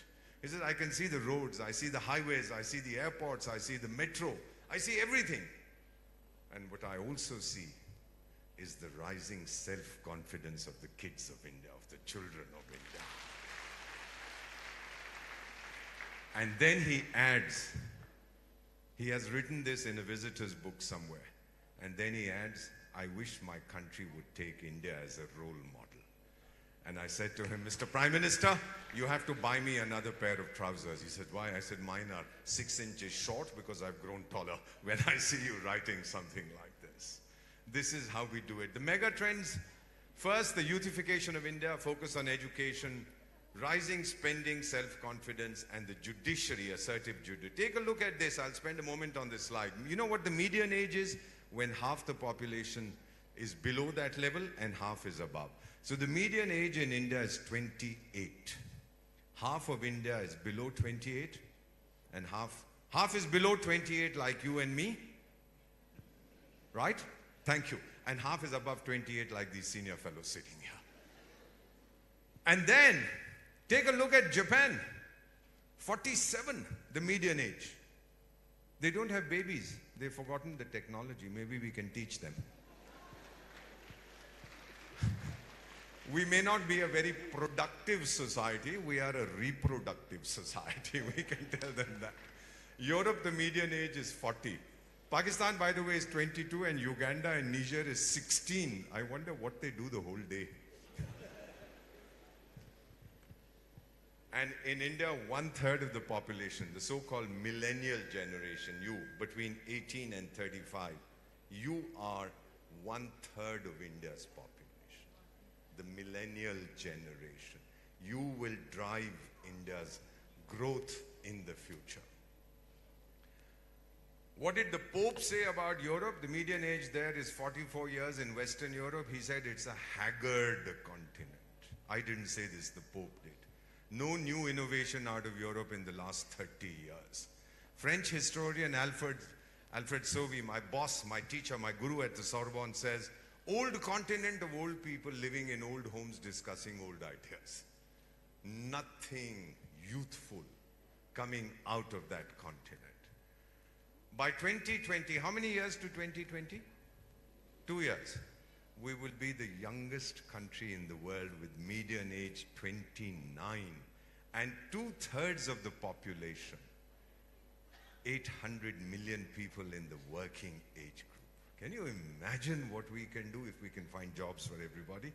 Imagine what we are able to create in India. This can add 2% to our GDP. This is the best time to be young in India. If only I could get back. If only I could get back my youth and be young in India again. Focus on education, 40,000 universities, colleges from 500 in 1950. I don't need to tell you about education. You guys should be ashamed. The rest of India feels so inferior compared to Kerala. The way you are racing ahead, Shikha just told you, we went to Guruvayur temple. My guide said, come to my home and see my grandmother. Grandmother must be in her 70s. We went, she was sitting reading a book. A 70-year-old woman reading a book. It doesn't happen in my state of Punjab or Haryana. So shame on you guys for showing the light to the rest of India. You are not part of India. You're part of some developed world we don't even know about. But keep it that way. We're just so proud of Kerala, what you have done. Consumer spending. This is something I want to share with you. 96% of consumer expenditure in India last year. Eating better, looking better, living better, connecting better. That's your mobile phones. Enjoying better, feeling better, and luxury. Every village in Kerala that I've been to, and I've traveled across the country, including your state, I found a beauty parlor. There's one in every Punjab. There's one in Bihar. They won't have food, but they'll have a beauty parlor. Because everybody wants to look better. They want to live better. There's a McDonald's. I'm sure there's a McDonald's here, or a Pizza Hut, or a Domino's. We want to eat better, even though that's pretty rotten food what they serve, but we want to eat better. We want to enjoy better. We watch movies. We are the largest data consumers, do you know, in the world? For smartphones. In fact, Google is going to shut down over here because all the good morning, every day that I get these 5,000 messages on different Google groups, the WhatsApp and the social media and so on, completely useless, and the same message comes back from 25 different people. Why don't you start something saying Deepak Vohra has just been elected President of the United States? It'll come back to me in half an hour saying, congratulations, you've become the President of the United States. Well, this is the consumption expenditure in India. Rising self-confidence. We do not accept foreign aid from any country. Since 2012, we had a nightmare with the Brits. When we told the British guys we don't want your aid, they got so angry. How dare you brown fellows not take help from us? We argued, we begged. We said give it to others who need it more. They said no, you take it. We said all right, on one condition. You give us 60 million pounds every year, we take it gratefully. In return, India will give you 61 million pounds. How about that? How can we take aid from you? I said, well, you better get used to the idea. Sooner or later, you're going to ask for it. Earthquake in Sikkim, I don't know how many of you are aware. It happened in 2011. We were told that it would take us 6 weeks to restore the road. Prime Minister then asked us, give it to border roads. the Indian Army organization. 6 weeks to restore the road from Siliguri to Gangtok. We did it in 19 hours. When the electricity grid collapsed, did it impact you in Kerala? 2012, you remember? It tripped one after the other. It started from the north, came down to the south. Half of India was without electricity, and all the newspapers, global papers, BBC, CNN, channels reported, technology superpower, these fellows don't even have electricity. They never told you that in a few hours we got it back because we have the best technology in the world. It is called Jugaad. Have you heard of Jugaad? It's an improvisation technology. When I was a young officer in Vietnam, we got a new fridge, $100. We didn't want to burn it because the power outlets on the walls were either 110 or 220. 110 from America, 220 from France. I told my driver, a good Sikh fellow, I said, get a voltmeter, we will check. He said, forget the voltmeter, sir. Sir, 110. Sir, 220. That is the technology we have in India. We can compete with anybody in the world. And I spent just this 1 second of tribute. This is a picture I took in Sikkim. On the right side is the Tista River. This boy is drilling a hole to blast the mountainside and make way for my Doordarshan team to cross. We were crossing from the side closer to you to the far side. And as I'm yelling at this fellow, be careful, son, he slips and falls. 80 feet, he goes hitting his head on the rocks.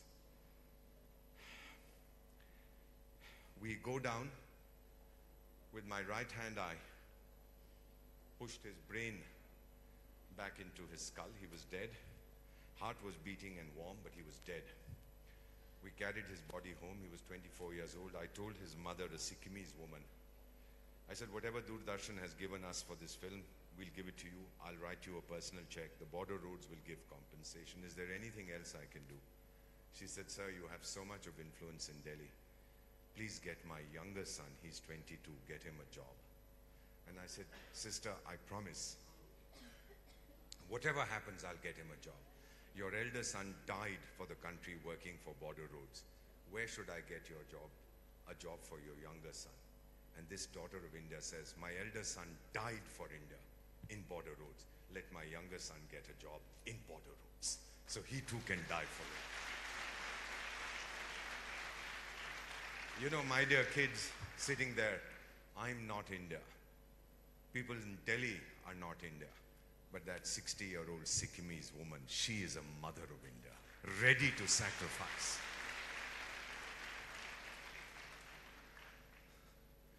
Let me come very quickly to the end.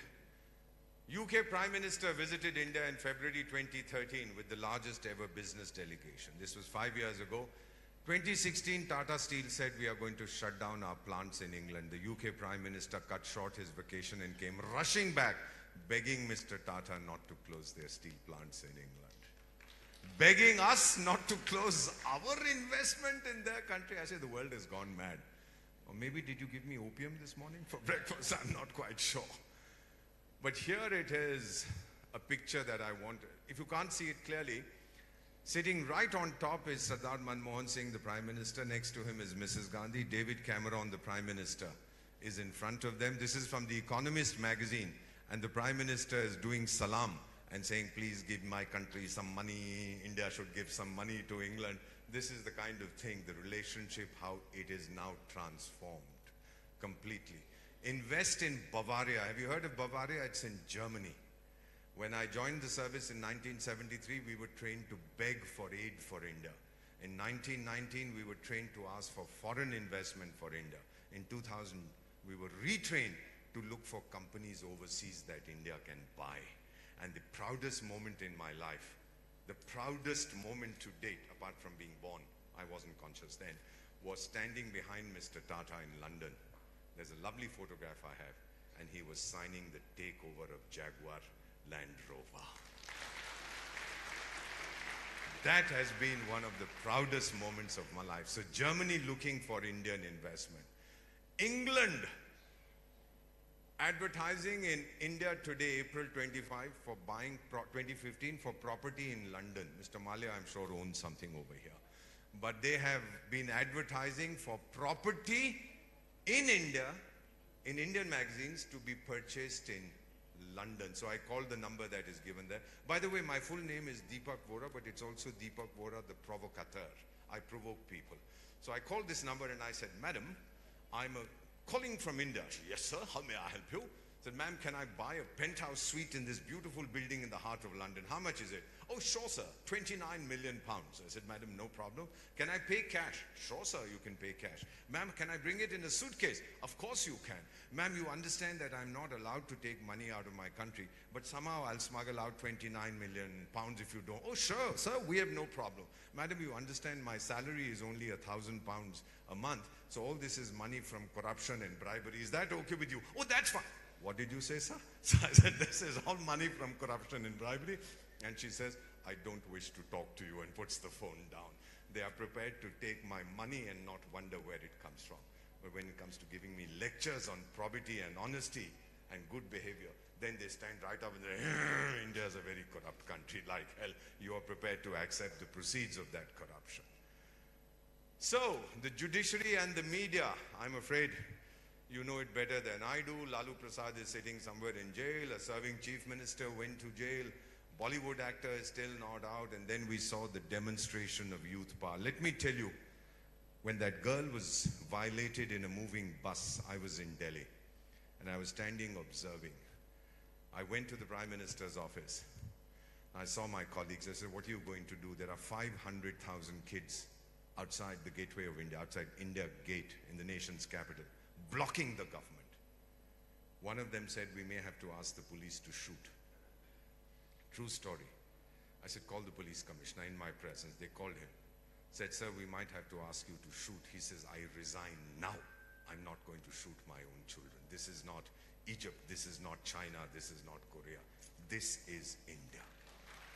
And fortunately, our children did not let us down. There wasn't violence that many people had worried about, but we've seen the demonstration of youth power. Just one digression on food.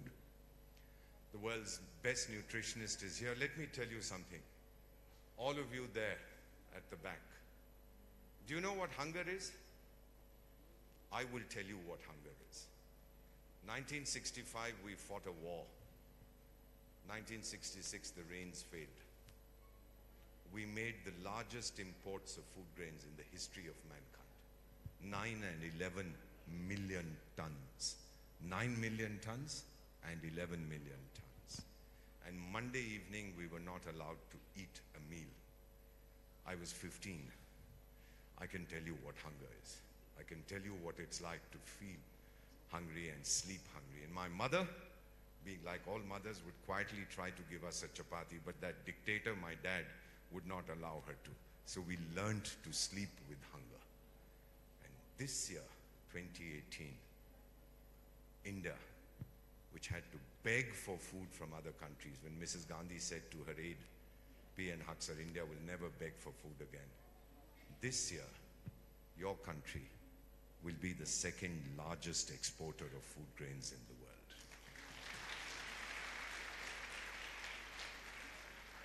This is the transformation that we are working in India. These are the changes we are seeing. 1990, our currency collapsed. Do you remember that, sir?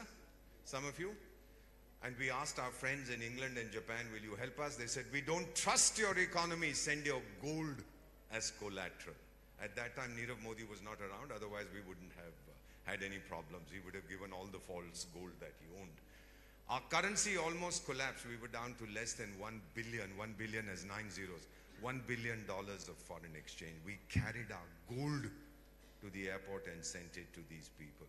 And PM just announced last week, less than 1 billion, we have only now, last week, crossed $500 billion worth of foreign exchange.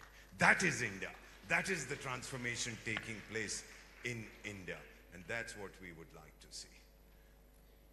So the consumer story of India, according to Goldman Sachs, will be shaped by the 440 million Gen X, Generation Z sitting over there. You will do it. Your strength, your integrity, your education, your honesty and your hard work will change it. Millions of Africans, Asians, Europeans coming to India for medical treatment. They arrive at Delhi airport, they arrive at Mumbai, they arrive at Kolkata, they arrive at Kochi, and they rub their eyes and say, are we in New York? We say, no sir, you're in India. I took the the president of South Sudan for medical treatment to a big hospital called Medanta Medicity in Gurugram outside Delhi. He says, no, this can't be India. I said, sir, this is India. And then when the treatment was over, he said, can I see the bill? I said, sir, you are our guest. We're not going to give you the bill. He says, I insist on seeing it. He saw it and he says, there's 1 0 missing. It can't be so cheap. And I said, sir, this is India. Atiti Deva Bhava. We don't cheat our guests here. Finally, what should you do as an Indian? Faith and confidence in yourself. The British, the colonial master, destroyed our self-confidence. It is now coming back to us. Have faith. Do not allow cynicism to affect you. To be born Indian is a lottery of birth. And if you have to be afraid of fear. Don't be afraid of anything else. My childhood hero, Genghis Khan. Have you heard of Genghis Khan, the great conqueror, the great tyrant? One of the things he said, if you are afraid, don't do it. But if you do it, then don't be afraid. This is what Genghis Khan said, and it's engraved on my back. Can I take off my shirt? No, I won't. Okay, all right. I'll show it to you another time. And there's something else from the Vulgate Gospel of St. Matthew, again tattooed on my back. Etiam si omnes ego no, even if all the others, not I. Even if all the others cheat, even if all the others jump the red light, even if all the others take money, not I. Etiam si omnes ego no. And that has been my guiding principle throughout my life. Now where are we? We're coming towards the end. Oh gosh, we've gone all far back. Let me see if I can run through all this very quickly. Yes, here we are. Sorry, give me a couple of minutes and we'll be back. Right, I think this is the trouble with these Chinese-made computers. They go back and forth without any reason. All right, next time buy computers made in India, guys. Let me see, where are we? Yes, here we are. Goldman Sachs, medical treatment, and finally we come to your national anthem. वो है भारत भाग्य विधाता, and we are his soldiers. हम उसके सिपाही हैं in Hindi.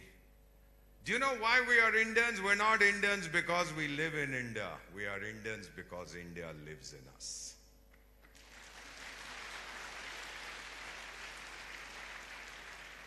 We're not Indians. We live in India. We're Indians because India lives in us. Height of the Kargil War. Do any of you remember the Kargil War? Bye-bye, Shikha, I'm going to miss you. See you soon. I'll give you the wedding ring tomorrow. All right, see you tomorrow, Shikha. I keep teasing her. She's like a sister. Kargil War, 1999. Does any of you remember it? We had started these camps to recruit people into the Indian Army. One such camp, young kid from Bihar comes to register. People look at him surprised. He says, why are you surprised? They said, how can you join the army? Both your legs are cut off. He's lame in both legs. Lost his legs in a train accident. He pulls himself up to his 5'7" and tells the board sitting on a table like this, gentlemen, I have come to fight, not to run. That is the spirit of India. We are the brave men and women who work while others sleep, who stay while others run. Come on, kids, let's build India's pillars deep and lift them to the sun.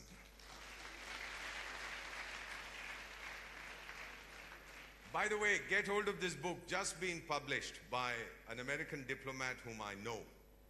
We studied at Harvard together. She's much junior. Alisa Ayres, Council on Foreign Relations, New York. Just published last month.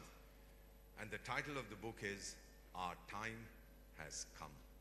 It's a write-up on India and how she sees India marching ahead in what she says. Everywhere she goes in India, now she can only say one thing: India's time has come. This is an American diplomat who has written this book. I urge you to get hold of it. Thank you very much, and you can all now wake up those who were sleeping. Before I go back to the stage, if you ever go to Kargil, which is where I'm privileged to be special advisor, you will see my mausoleum. I've requested the Indian Army to build a memorial for me. I've asked my wife that when I leave my body, my ashes should be put there next to the Sindhu, the Indus River, my mother river. And my epitaph says, Deepak Vohra, Indian, 1951, the year of my birth to eternity. Scattered in the dust, silent I remain. When India's bugle calls, I will rise again.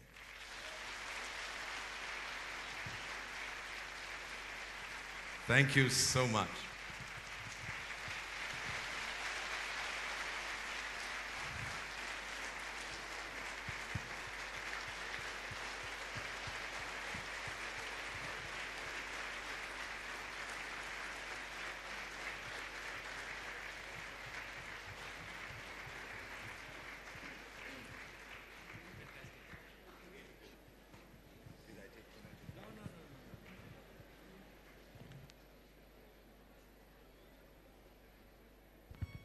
Have woken up or still sleeping? Woken up.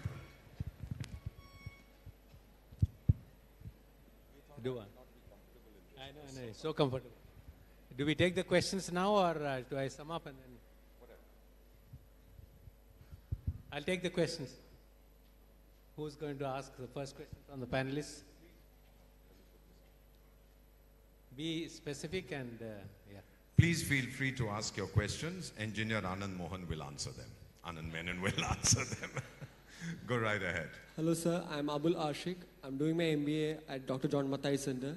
My question is, India in the recent times has been maintaining a close ties to different countries, even the countries we don't know name yet. So this kind of connection has been maintained, and how this change has been inferred onto the Indian Foreign Service. How this changes has affected this IFS. So the India in the recent times has been maintaining close ties to newer and newer countries around the world. Newer countries. More and more countries. More countries. India is making friends. Friends, yeah, with more countries. So how this has impacted on the foreign service? We have one of the smallest foreign services in the world, less than 1,000 people. And according to a poll that was done by the American Foreign Service Association 5-6 years ago, we are the most effective foreign service in the world. Because we have the ability to deliver, to work hard. Anybody here who's scared of working hard? Well, that's what we do. The more countries we become friends with, the stronger we get, the more people look to India. When I go to attend conferences in Africa, they ask me, said, listen guys, what do you want? All right, sir, we need a railway line for 1,000 kilometers, point A to point B. I said, why don't you ask the Europeans? They say, Europeans give us lectures, they have no money. India does not give us lectures, gives us good advice, and you have the money. And so we do it. Otherwise, 177 countries would not have co-sponsored. Do you know about the Indian judge, by the way, who, Justice Dalveer Bhandari, who was elected to the International Court of Justice? His rival was a British fellow. And the real story,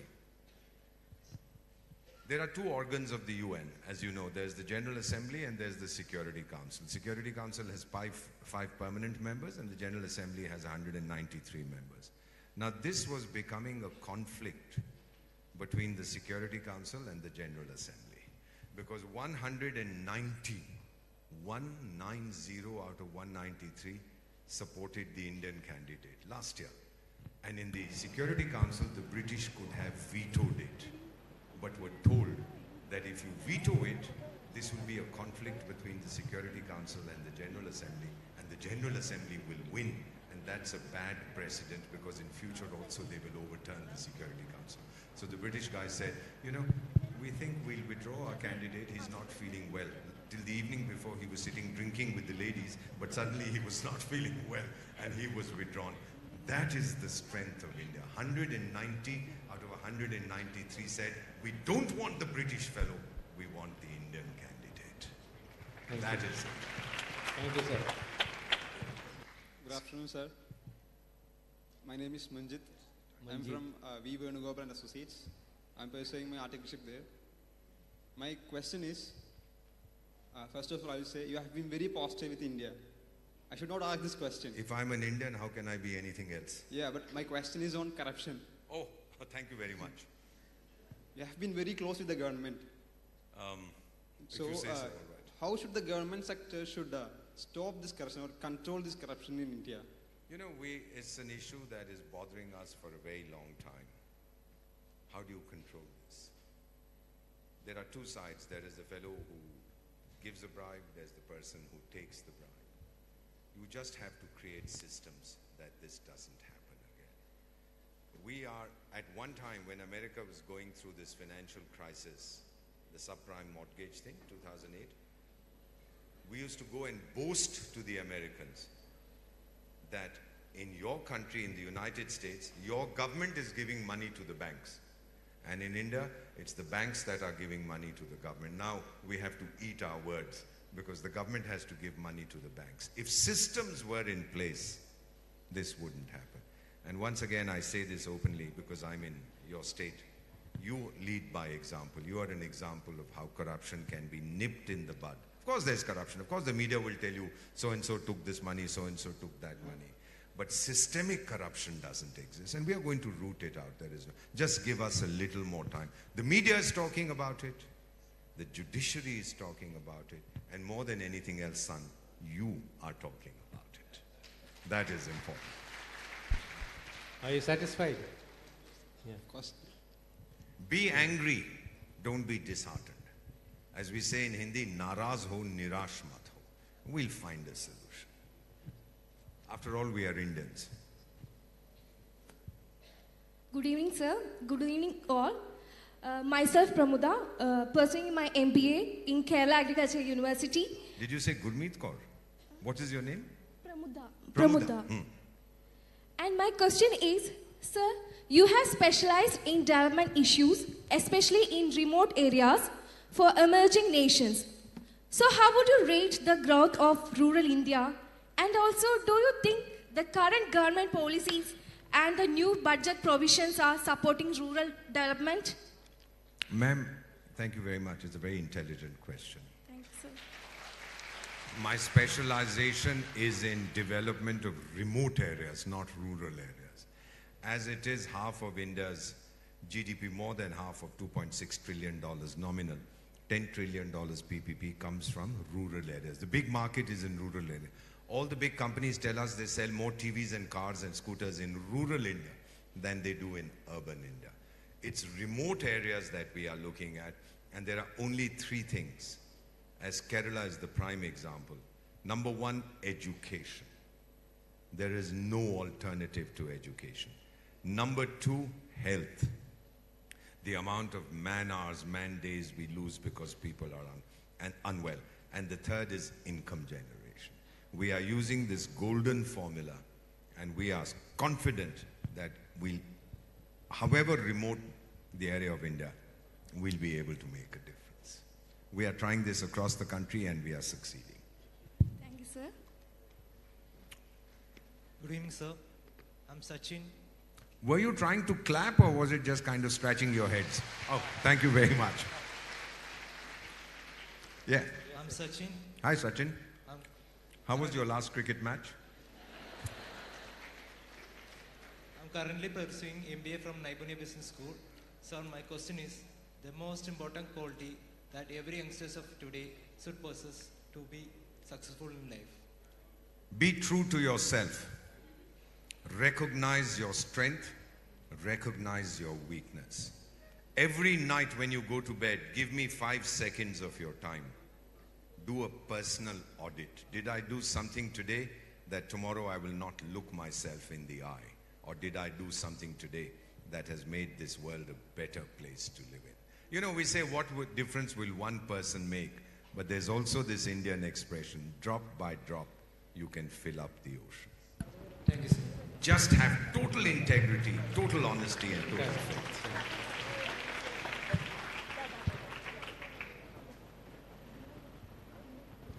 Don't worry about it, just tell me the question, yeah. Good evening, sir. I'm Ashwini CS, pursuing my MBA at Dr. John Mathai Center. Do I look good in the mundu? Does this look good? Yes, of course it looks Thank you good. very much. I should use it as my official dress hereafter. Go ahead. So my question is, you have been to different countries serving as a diplomat, and how do you find it when you have to switch between different cultures and different people?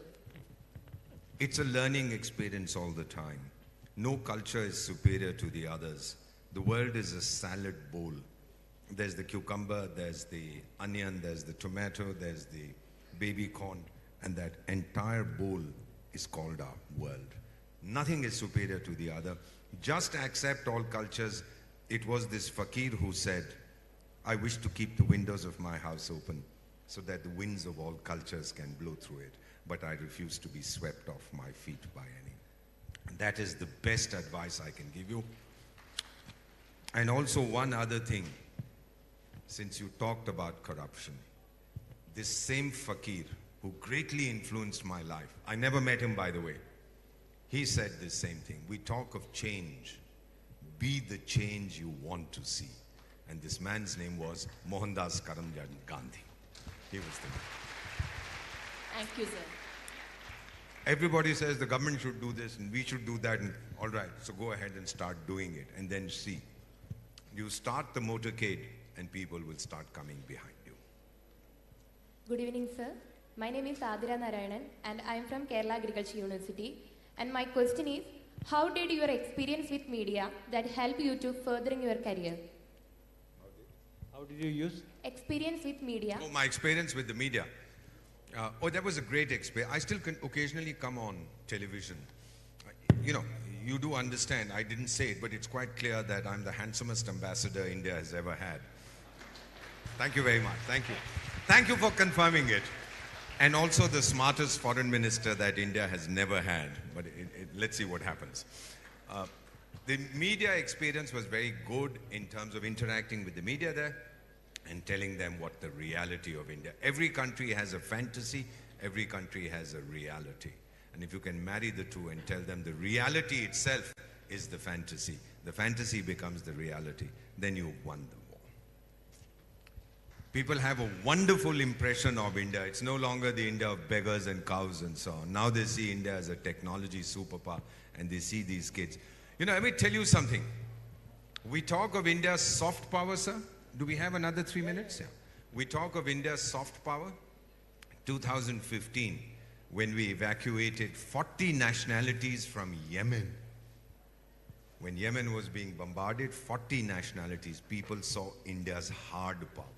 The United States Embassy, the French Embassy, the Brits tweeted messages to their nationals in Yemen. If you wish to get out, contact the Indian Embassy. We set up an office in Djibouti. We had our Navy, we had our Air Force. The Minister of State for External Affairs, General V.K. Singh, was coordinating. We got out people from 40 different nationalities. We told the Saudis, stop bombing for 7 hours. We'll take the people out. They said, we won't stop for 7 hours. But for 7 days, 1 hour each, we'll stop. We said, fine, we got them out. We got out 14 Frenchmen. A few days later, I went to Paris for a meeting. The immigration guy sees my passport in French. He says, Ambassador of India. I said, yes. He said, you brought out 14 Frenchmen from Yemen? I said, yes. He says, thank you, sir. That is now the new India that we are seeing. Thank you, sir. The message is, don't fool around with us. Because when we get angry, we get really angry. Good evening, sir. I'm Anshu Paul. I'm from Kerala Agriculture University. My question is, India is changing into youthful population. India's what? India is changing into youthful population. Youthful population, yes. How can we change the education system so that we can fully utilize this wonderful opportunity? You have to answer this yourself. I don't have an answer. I mean, we are both youthful, that's correct, but we have to focus on the new areas like everybody talks about it, artificial intelligence, etc. 40,000 universities now in India, schools and colleges. I think the spread of education is now taking place horizontally. Now we have to go vertically. We've sanctioned money, lots of crores of rupees, hundreds of crores to create some of the best universities in the country. There are many people who are working to look at the new frontiers in education. And whether it's in India or outside, let me tell you, the people who are going to lead the education revolution will all come from one country. And that country is called India, whether it's in India or outside. Thank you, sir. The information revolution, the IT revolution was all ours. The government didn't know. By the way, in the early 90s when it was taking place, we didn't know. Otherwise, we would have controlled it and destroyed it. By the time we found out that something was happening, it was so well developed that we couldn't stop it. Yes. Good evening, sir. I am Anju Baby from Naibunya Business School. Sir, my question is, your academic record has been par excellence, first in school, college, and Indian Foreign Service. The other fellows were pretty stupid, so that's why I became first everywhere. What is your advice to the students to do well in our life and achieve a lot? Beta, my advice is very simple. Coming first is not what you should aim at. Success is not a struggle between him and me. Success is a struggle between him and himself. That is the real success. You remember that, you know that fellow Bill Gates was thrown out, left university. Albert Einstein was kicked out of university. All the greatest minds. Do what you have to. Let your mind, you're a daughter of India. Let your mind soar above the clouds. They say the sky is the limit. Take my word, even the sky is not the limit. There is no limit for our daughters. Fly, unfold your wings, and you will find the answer will come from within you. Nobody can give you that answer. All right? Fly, fly. You are privileged to be a daughter of India. Thank you, sir, for answering such with so much depth. I think we'll take one or two questions from the audience. If anyone wants to ask anything. Yes, sir. Gosh, this is for Engineer Menon, right? The question, right? Okay.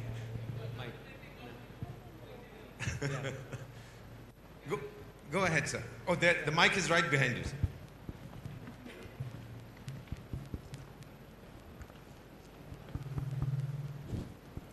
Sir, you have mentioned that the four biggest economies, one of them is India and another one is China.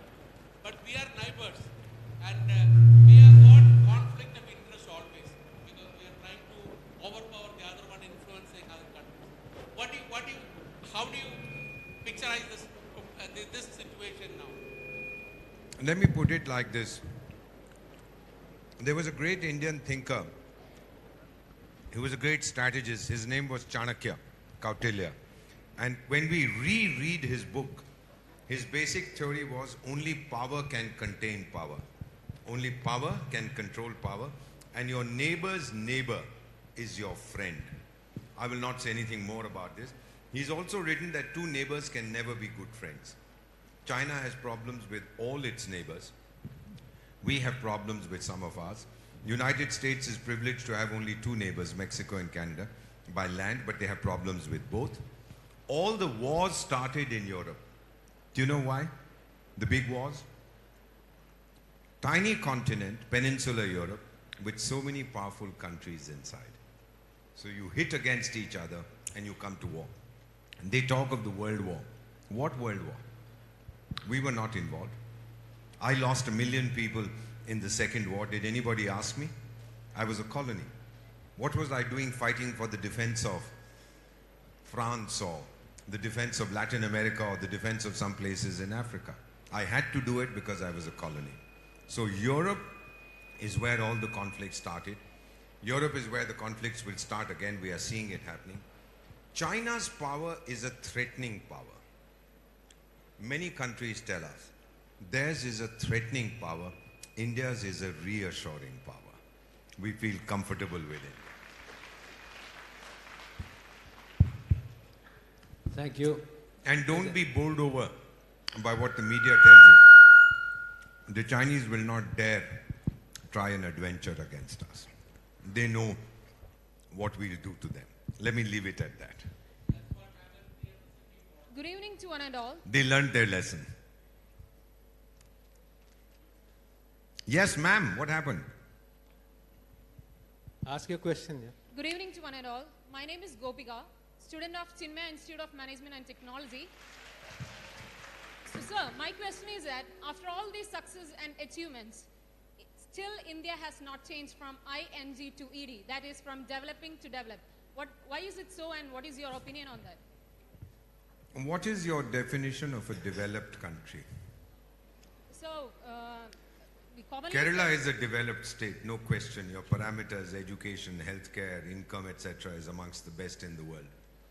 Beta, a developing country and a developed country, it's an artificial distinction. Developed doesn't mean you stop growing. Developed is not the end of the road. You have to keep growing.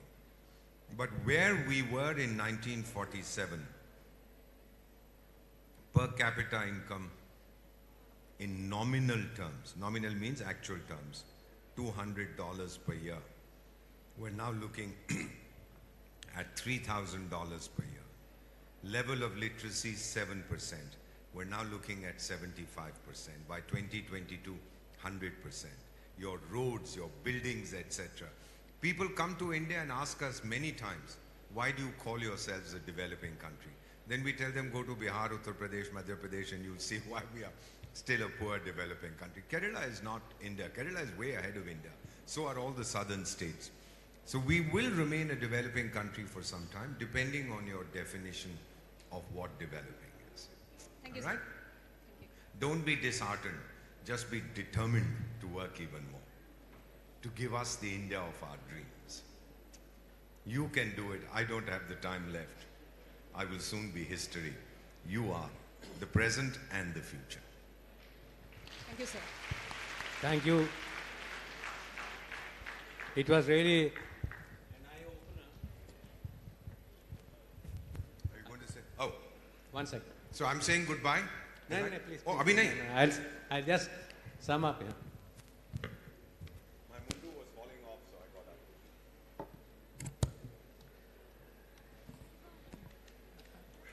Dr. Vora, we were enthralled by the motivational speech you made for all the youngsters. We are not gods, but we are Indians. That is the next best thing for us. We have the youth power, and we will really reach the #1 position. Destiny is written by individuals, and it is the success of an individual is in the mind of that individual. We are #2 after USA in military strength, but then we are #1 in cultural strength. Again. He has given. All over the world, India is respected for the strength we have over so many years. And Dr. Vora has really motivated every student that success is not a destination, it's only a journey. He also stressed that each of the children should have confidence to see that you achieve what you desire. You have to work hard, but do not. Integrity is of great importance. I think we are the youngest nation in another 20 years, and we should follow Dr. Vora's motive. And I believe throughout his life he has worked with sincerity and acted with integrity and become the pride of India, an ambassador and a jewel in the crown of India, who has spoken all across the India and world. And he also gave us a lot of pride about the national anthem and the soldiers who are sacrificing for our independence. We are so far away from the borders, so we really do not know what is life at the borders. But being one of the most developed states in India, we are privileged to be a part of this country where there is inequality, where development is so bad, as the young girl mentioned. But all of us are privileged, and I think a day will come that we will be the number one, and that day is not too far away. Rural development and development in remote, he was specific about the differences, and I believe that each time Dr. Vohra comes, he gives us something new to take home. And this time all of us will hold dear to our heart that we have to be sincere in our work hard, and not lose integrity at any time. Thank you, ladies and gentlemen. Thank you, General Vohra, for your wonderful talk. You know, may I just take 30 seconds more? Some of you are wondering why I wish to sleep in Kargil. I have a child who sleeps there. And he said something to me once. I'm sorry. He said, "Dad, I'm in the military because I wish to write India's destiny so that no one else can write it for us." What a beautiful... When my turn comes to transition, and if God asks me, "What do you want?" I'll ask for three things. Let me be born in India again. Let me be an ambassador of India again. And this time, let me be a Malayali from Thrissur in this country.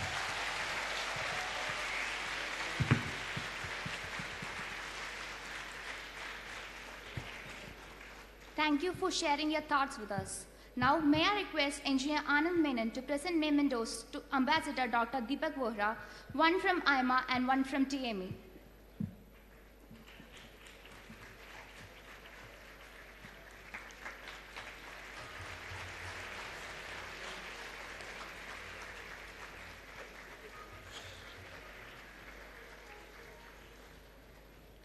Now, I request Engineer Vinod Manila, Past Secretary TMA, to present mementos to Engineer Anand Menon for moderating the session, one from AIMA and one from TMA.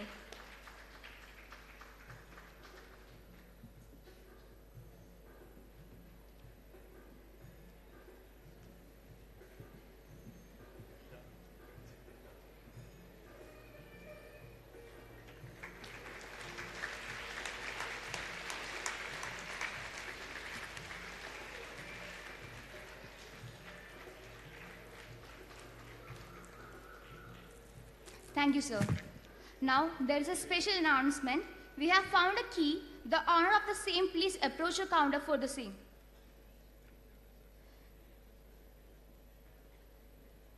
Ladies and gentlemen, we have now come to the end of the Shaping Young Minds program. May I request Geo Job, Honorable Secretary, Thrissur Management Association, to deliver the vote of thanks.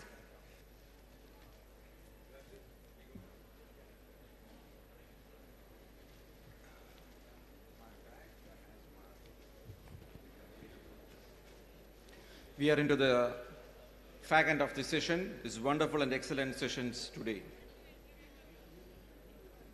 Respected speakers, moderators, Director of AIMA, Mr. Sanjay Grover, AIMA representative Mr. Prabir, Engineer Christopher, Chairman, President of Thrissur Management Association, Engineer Gopalakrishnan, SYMP, Chairman, patrons of TMA, MC members, students and teachers, good evening to all. So we have witnessed 4 sessions. In the first session, Mr. Firdaus Wandrawala has effectively handled and beautifully explained his life experiences, especially with Tata Steel and what he has learned from those who have worked with him, especially Rosi Modi and Irani. And we are enlightened with 3 concepts which are bit intangible and which are the concepts, competency and connections. And he also mentioned that we would be influenced by the the habits of 5 people who are closely around us. And TMA and AIMA would like to express thanks and gratitude to Mr. Firdaus Wandarewala. And the moderator session was our past chairman and our member, CATS Arindaraman, chairman of Catholic Syrian Bank, and he effectively moderated the session. TMA and AIMA would like to thank Mr. T.S. Arindaraman. Thank you, Arindaraman, sir. And the second session was handled by Mr. Prabhu Chawla, who taught us how to acquire skills and how to scale up in our career. And thanks to Mr. Prabhu Chawla for the wonderful session that he has handled. Thank you very much. And Mr. P.K. Vijaykumar, who has effectively and excellently managed the session.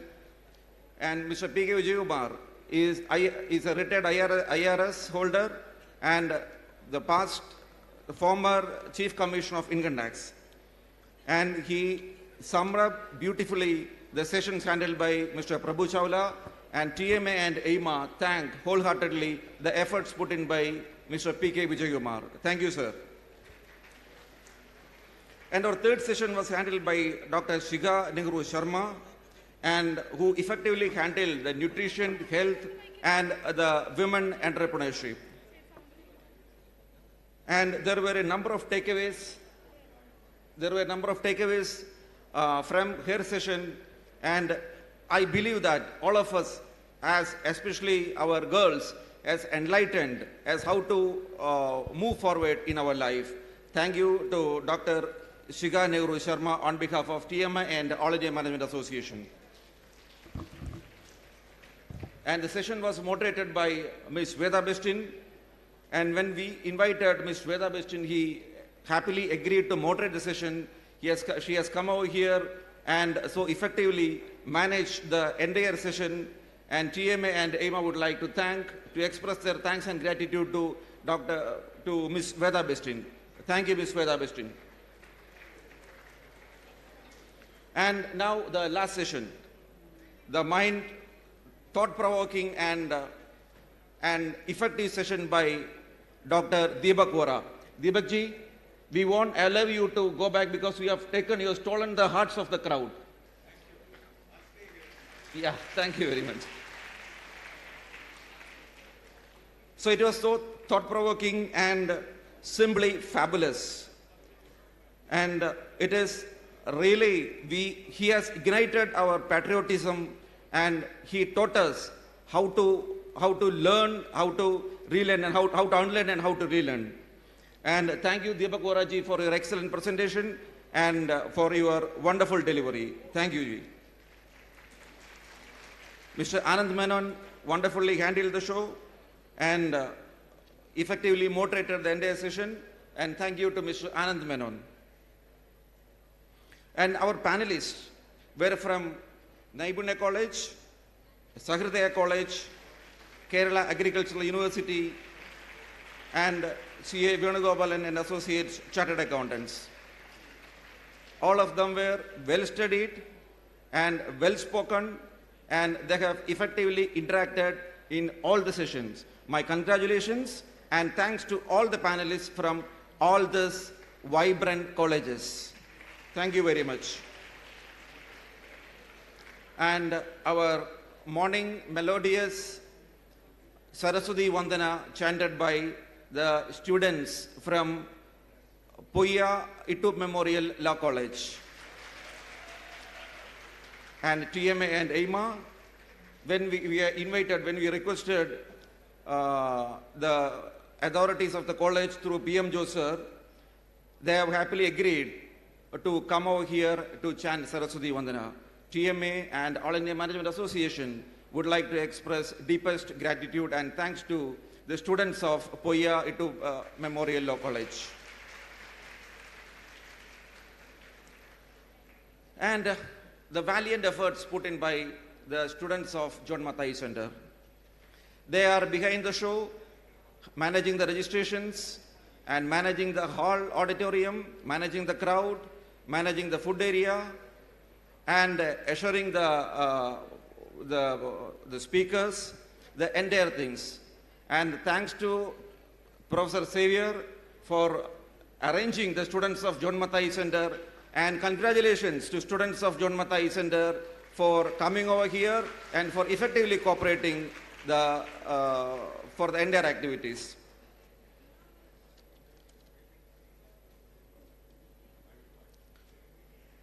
And a man, Engineer Gopalakrishnan, who is the convention, the SYMP chairman. And I think that for the last 2 weeks, he has not slept. He has been directing us, he has been monitoring the entire activities and motivating all the members of the managing committee for the success of the program. He worked untiringly and he worked hard for the success of this program. And even now we can see that he is running around managing the whole affairs. And TMA and All India Management Association would like to express thanks and gratitude to Engineer Gopalakrishnan.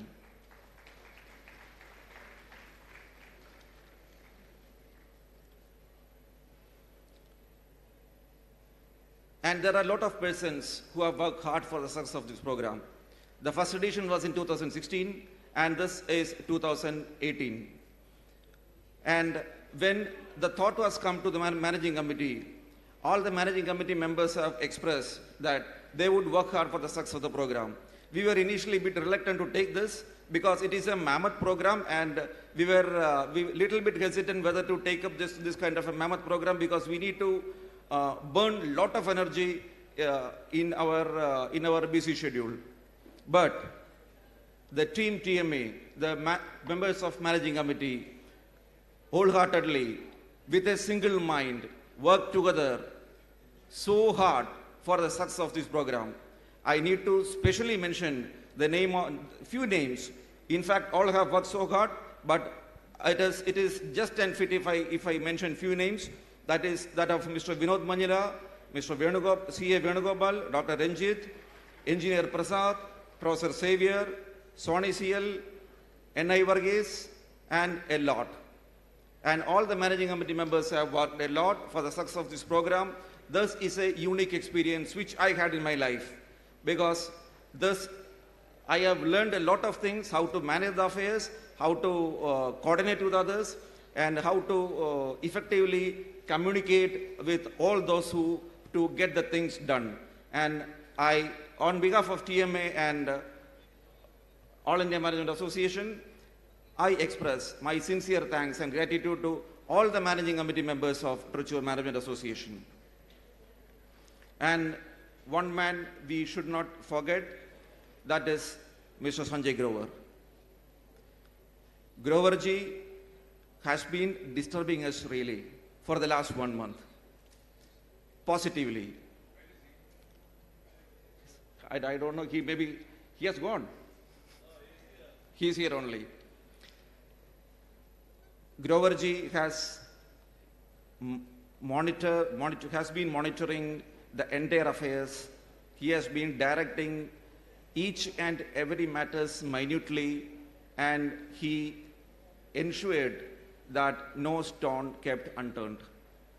It is because of his effort that our dream of conducting this Shaping Young Minds program came to a fabulous success with 1,200 students.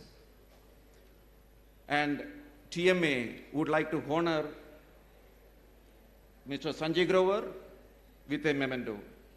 So, Groverji, please come over here. I invite Engineer Gopalakrishnan to present the memento to Mr. Grover. I invite Christo George to join.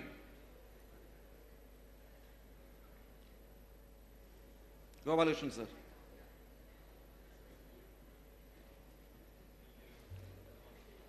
Please put your hands together for the valiant efforts done by Mr. Sanjay Grover.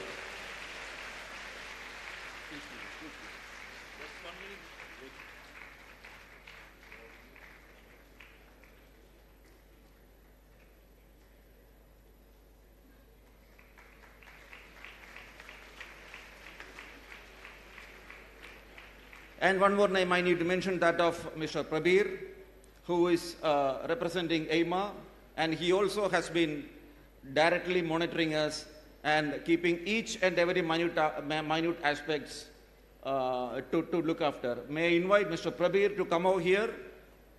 Gopalashan sir, please remain here. Christo. May I invite Engineer Christo George to give a present to Mr. Prabir. Please go to that.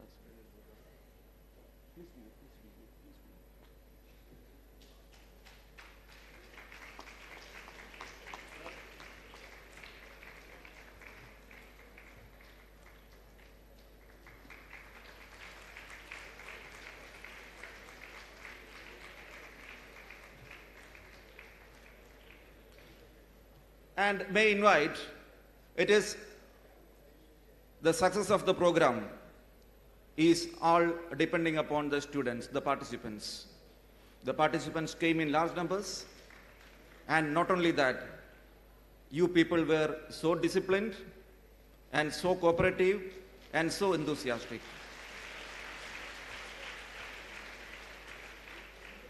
It is you people who have made this program a fabulous success. And TMA, Thrissur Management Association, and All India Management Association would like to express deepest thanks and gratitude to the students, participants, and the teachers who have come over here. Thank you very much. And may I invite all the managing committee members to come over here along with AIMA officials for a photograph. Please come over here, quickly. I invite Sanjay Groverji, I invite Voraji.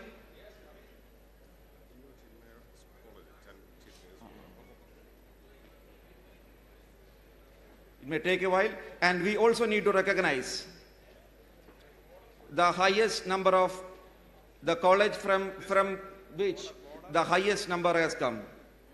It is Chinmaya Mission College.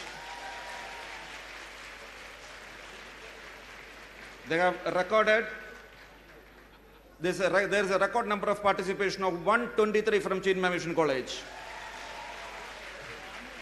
May I invite Engineer Christo George to give a memento to one of the representatives of Chinmaya Mission College. Professor Krishnaveni is here.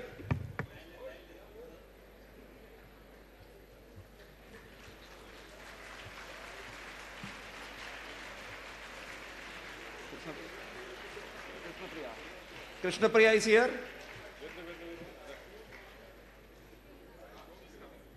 Not Krishna Vani, Krishna Priya. Thank you very much.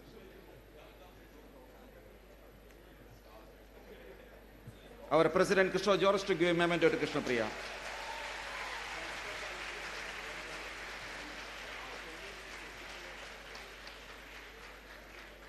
And may I also invite the MCs to come over here.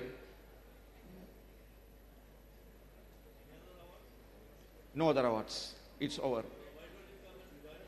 I'll come. Definitely I'll come.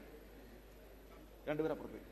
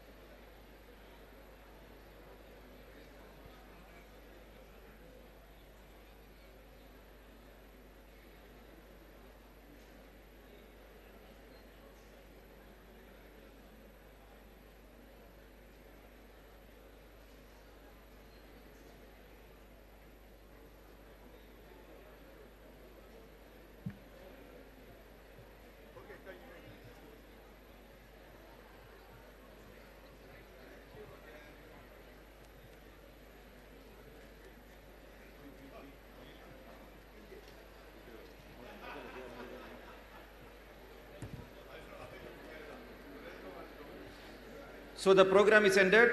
Tea is arranged on the right side, where you had your lunch. Tea. Sorry, because I am a little bit excited, that is why I went wrong. Tea and coffee is arranged on the right side.